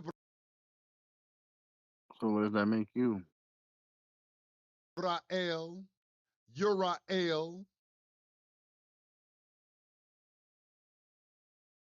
You better add an L. Kyle, Superman. He was saying he's a god. You see how they put it in your movies? They put all the secrets and what they're going to tell you in the movies. Pay attention. I got to spell it for you? You ain't caught on yet? You got to be willing to do your own research. Because again, all of the stuff is right in front of your face. You just got to change your focus onto yourself so you can see it. Yeah, I like that verse where he says, you do greater works than I. He was trying to help them walk on water, do all kind of stuff. He was teaching the disciples to do the same thing he could do. He's teaching them to walk on water. He's teaching them to cast out devils. He's teaching them to heal people. We're going to get into that story about the Gospels. We're going to really get into that because nobody will, but we're going to talk about that. We're going to talk about that crucifixion and all of that. We ain't going to leave no stone unturned. We're going to talk about it over here on Sunday. So my message today, are you truly free if you live in somebody else's paradigm? Paradigm means a model of thinking, a way of perceiving the world. Have you ever seen one of those little 3D games where, you know, it's a little game and I say, do you see the dog chasing the ball? And you don't see anything. You say, no, I just see a whole bunch of colors. And I say, well, keep looking at it. And you keep looking at it, you keep looking at it, and all of a sudden, an image pops out of a ball, you know, a dog chasing a ball. Now, my question to you, did something on that picture change on this paper, or did your mind change? That's called a paradigm shift. You shifted the mind to another mode of thinking and saw a totally different picture. What I'm attempting to do with your mind is give you a paradigm shift in your thinking and shift your mind, and a whole different picture is going to pop out, one that they do not want you to see. This is why we have class to show you all of this, because it's a lot more bigger than what you may think. 7 principles. I appreciate that, God. Thank you for the $10.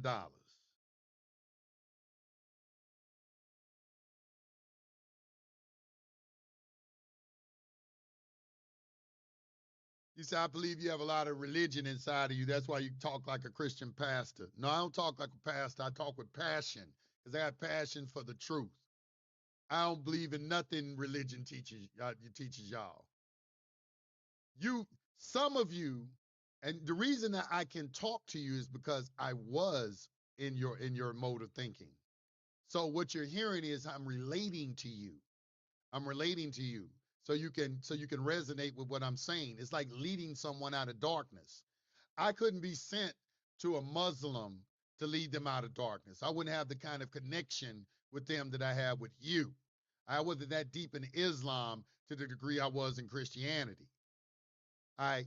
But somebody in Islam, when they understand it's like a Sufi, if you take a Sufi, he could relate real well to a brother that is like a Sunni or Shiite or somebody like that, and take him by the hand if he's willing and lead him to higher levels, which is what they do. The Christians, y'all have Christian Science. In Islam, they have Sufi. And then Judaism, they have the Kabbalah.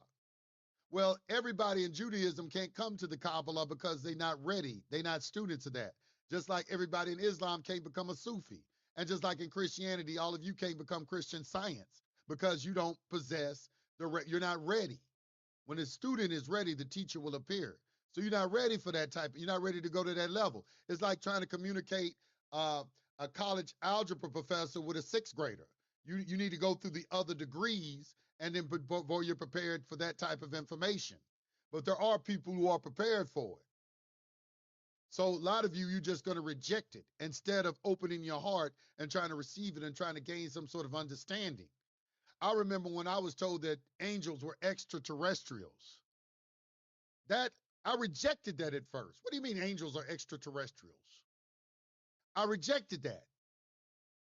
What do you mean an angel is an extraterrestrial? And then it had to be broken down to me.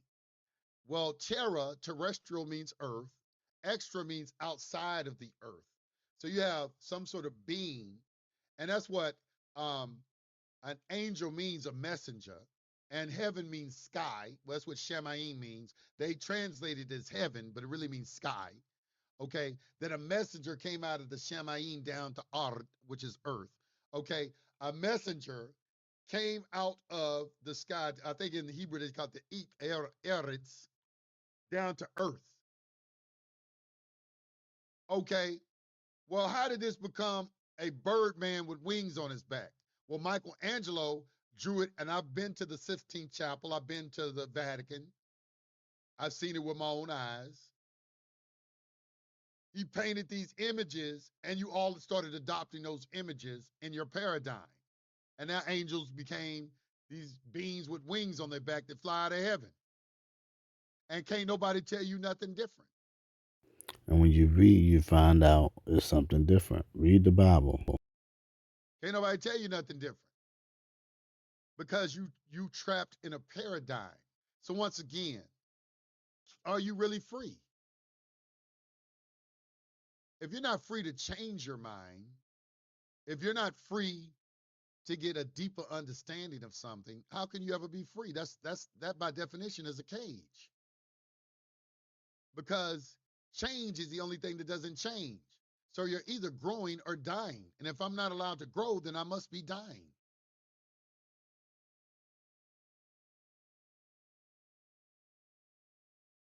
I have to grow in my understanding.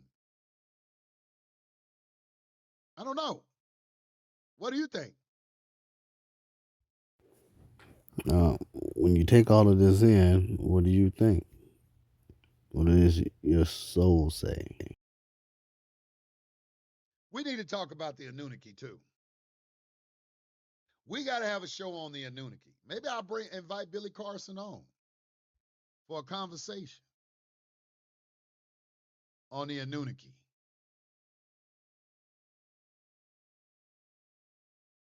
Yeah, ignorance, ignoring facts definitely caused a paradigm shift.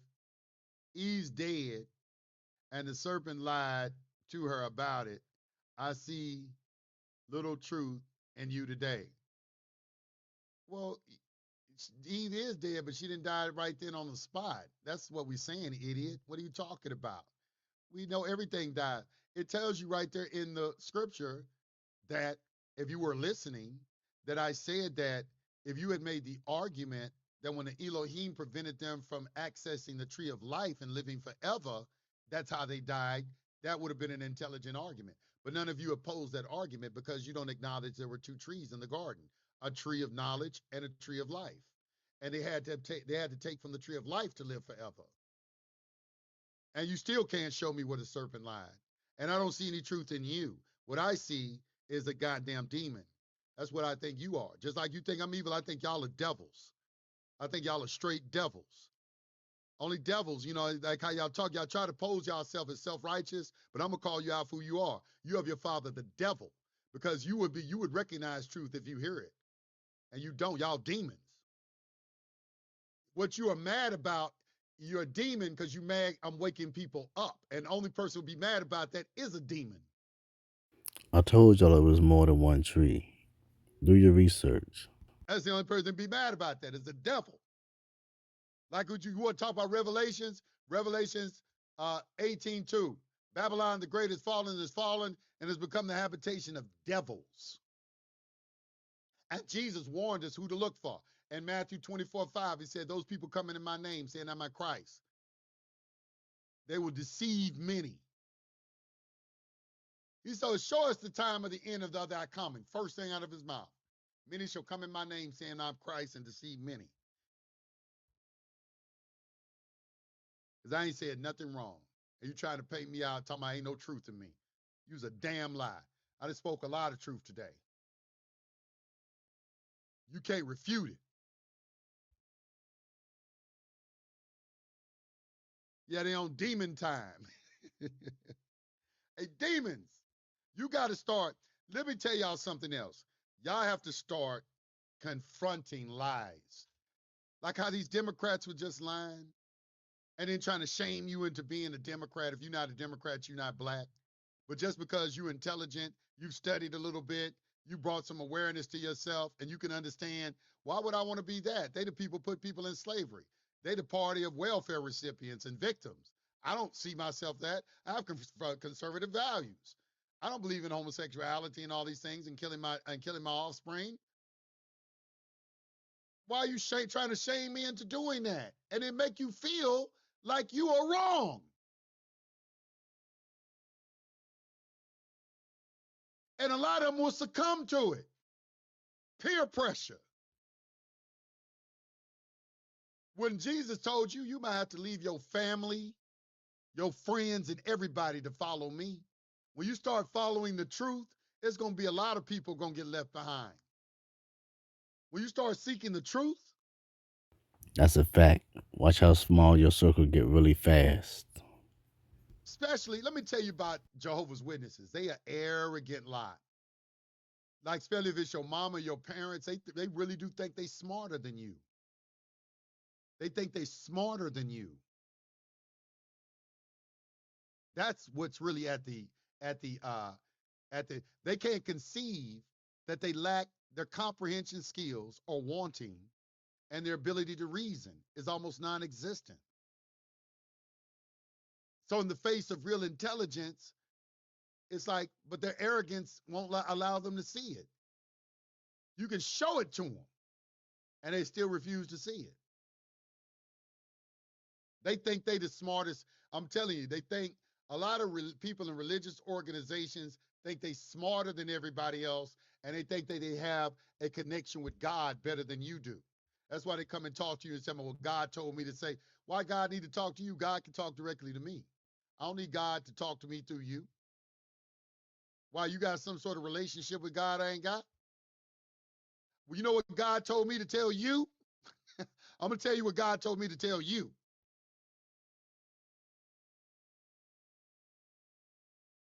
Y'all got to start seeing through this ridiculous, man. A lot of stuff they do just straight up ridiculous, man.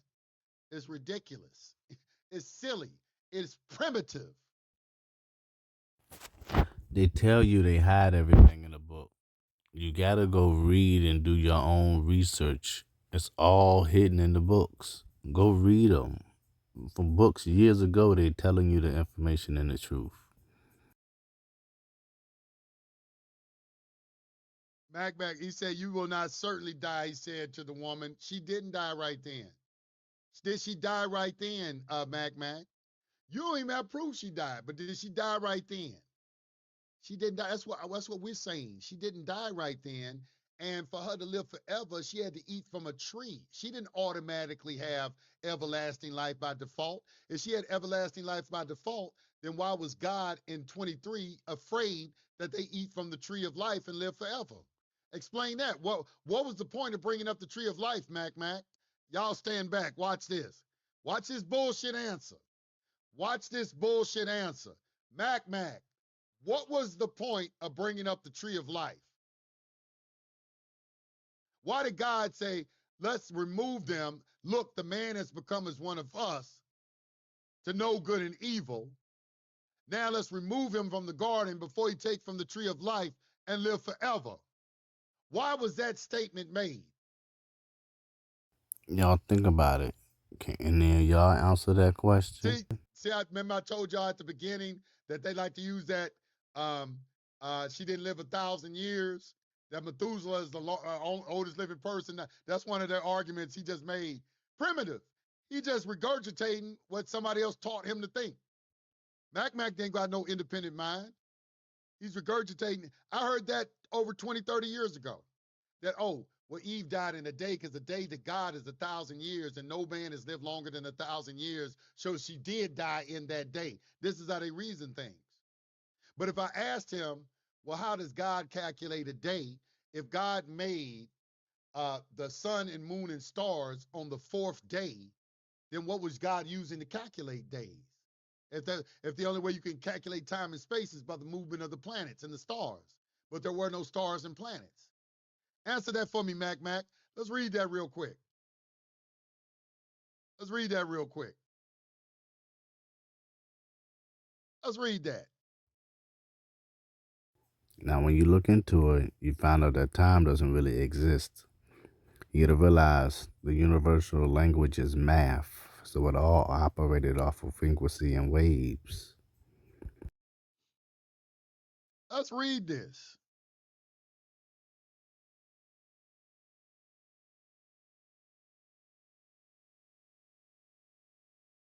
And a firmament, Mac Mac, is not a solid, doesn't have to be solid. That's so stupid. What do you think is holding the water up in the air before it gets released? Y'all sound crazy, some of the things that y'all say, as if a firmament has to be a dome above it, your interpretation of things. Don't you understand how science works? How the atmosphere is getting, try to understand science, before you speak. Because y'all keep talking about the firmament is some sort of dome in the sky. It's some solid structure. That's what they want you to believe. So right here it says,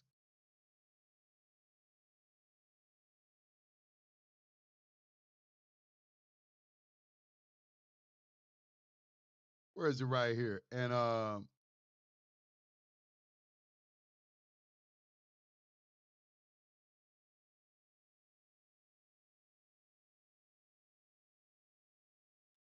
this is Genesis 2.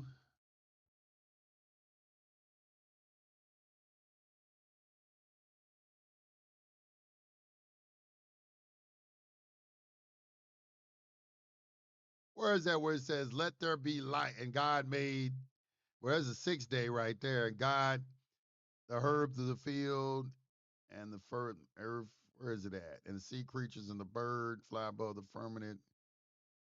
Oh, yeah, here it goes. And let there be firmament in the sky. And then, is that it? Okay, so right here. Then God said, let there be lights in the firmament of the heavens to divide the day from the night, and let them be a sign and season, and for the days and years, and let them be for the lights in the firmament of the heaven to give light on the earth. And it was so. Then God made two great lights, the greater light to rule the day, and the lesser light to rule the night. He made the stars also. God set them in the firmament of the heavens to give light on the earth, and to rule over the day and over the night. And it was divided, the light from the darkness, and God saw it was good. So the evening and the morning were the fourth day. So my question to you, Mac Mac. Okay, you said 1,000 years is like a day to God. Okay, when God was creating the earth and he created it in 7 days, okay, or in 6 days and rested on the seventh, he made the sun, the moon, and the stars on the fourth day. Prior to the creation of those things, what was God using to calculate time and days? Remember what I said earlier? And pay attention to that. It said to give light. When you read the book of I'm gonna get Enoch, a you'll crazy find out answer. about the I already know I'm moon gonna and get the something sun being crazy. a light. I'm gonna get a crazy answer. When you get deep into your research, you're going to find out what the sunlight really is and what the moonlight really is. Read. I know what he said, but read. Why are you not paying attention to verse 4? Okay, where it says right here, talking about what God said in verse 1. He said, "Let there be light." That was the first thing he said. Let there be light. Some people say that's the light of life in man, meaning intelligence. But let that. But once again, that's getting into what y'all like to engage into, speculation. But right here in Genesis chapter 1:16, God made the two great lights, the greater light to rule the day and the lesser light to rule the night. He made the stars also. God set in the firmament of the heavens to give light onto the earth, and to rule over day and over night, and to divide the light from the darkness. And God saw that it was good. And the evening and the morning were the fourth day. Now, using mathematics, try and calculate that. I'm just asking you, what was he using to calculate time? Because days depend on the turning of the earth and the revolution around the sun. A sun is a star. So they weren't created to the fourth day. That's what I'm trying to get at. How were these days calculated? What was the time frame he was using? What were these days? Is this like a thousand years? Is this really, if you saying like, is you saying that this creation took place in 6,000 years? What are you saying? Now, when you notice, you'll see when you read the Bible that the years go forward and then they go all the way back to today's year. You can't tell time till you make the watch. You can't make the watch without movement of the planets. Think about that. Because as you research that, you'll find out it's going to lead you to the Stonehenge. Then it's going to lead you to Egypt. And in Egypt, it'll take you to the pyramids. And then it gets deeper. Until next time, y'all keep striving high and positivity and abundance. Let me get off, man. I can tell. I'm telling the flat earthers coming in right now, man. Them guys are like damn roaches and shit. I ain't lying. Anyway, let me get off.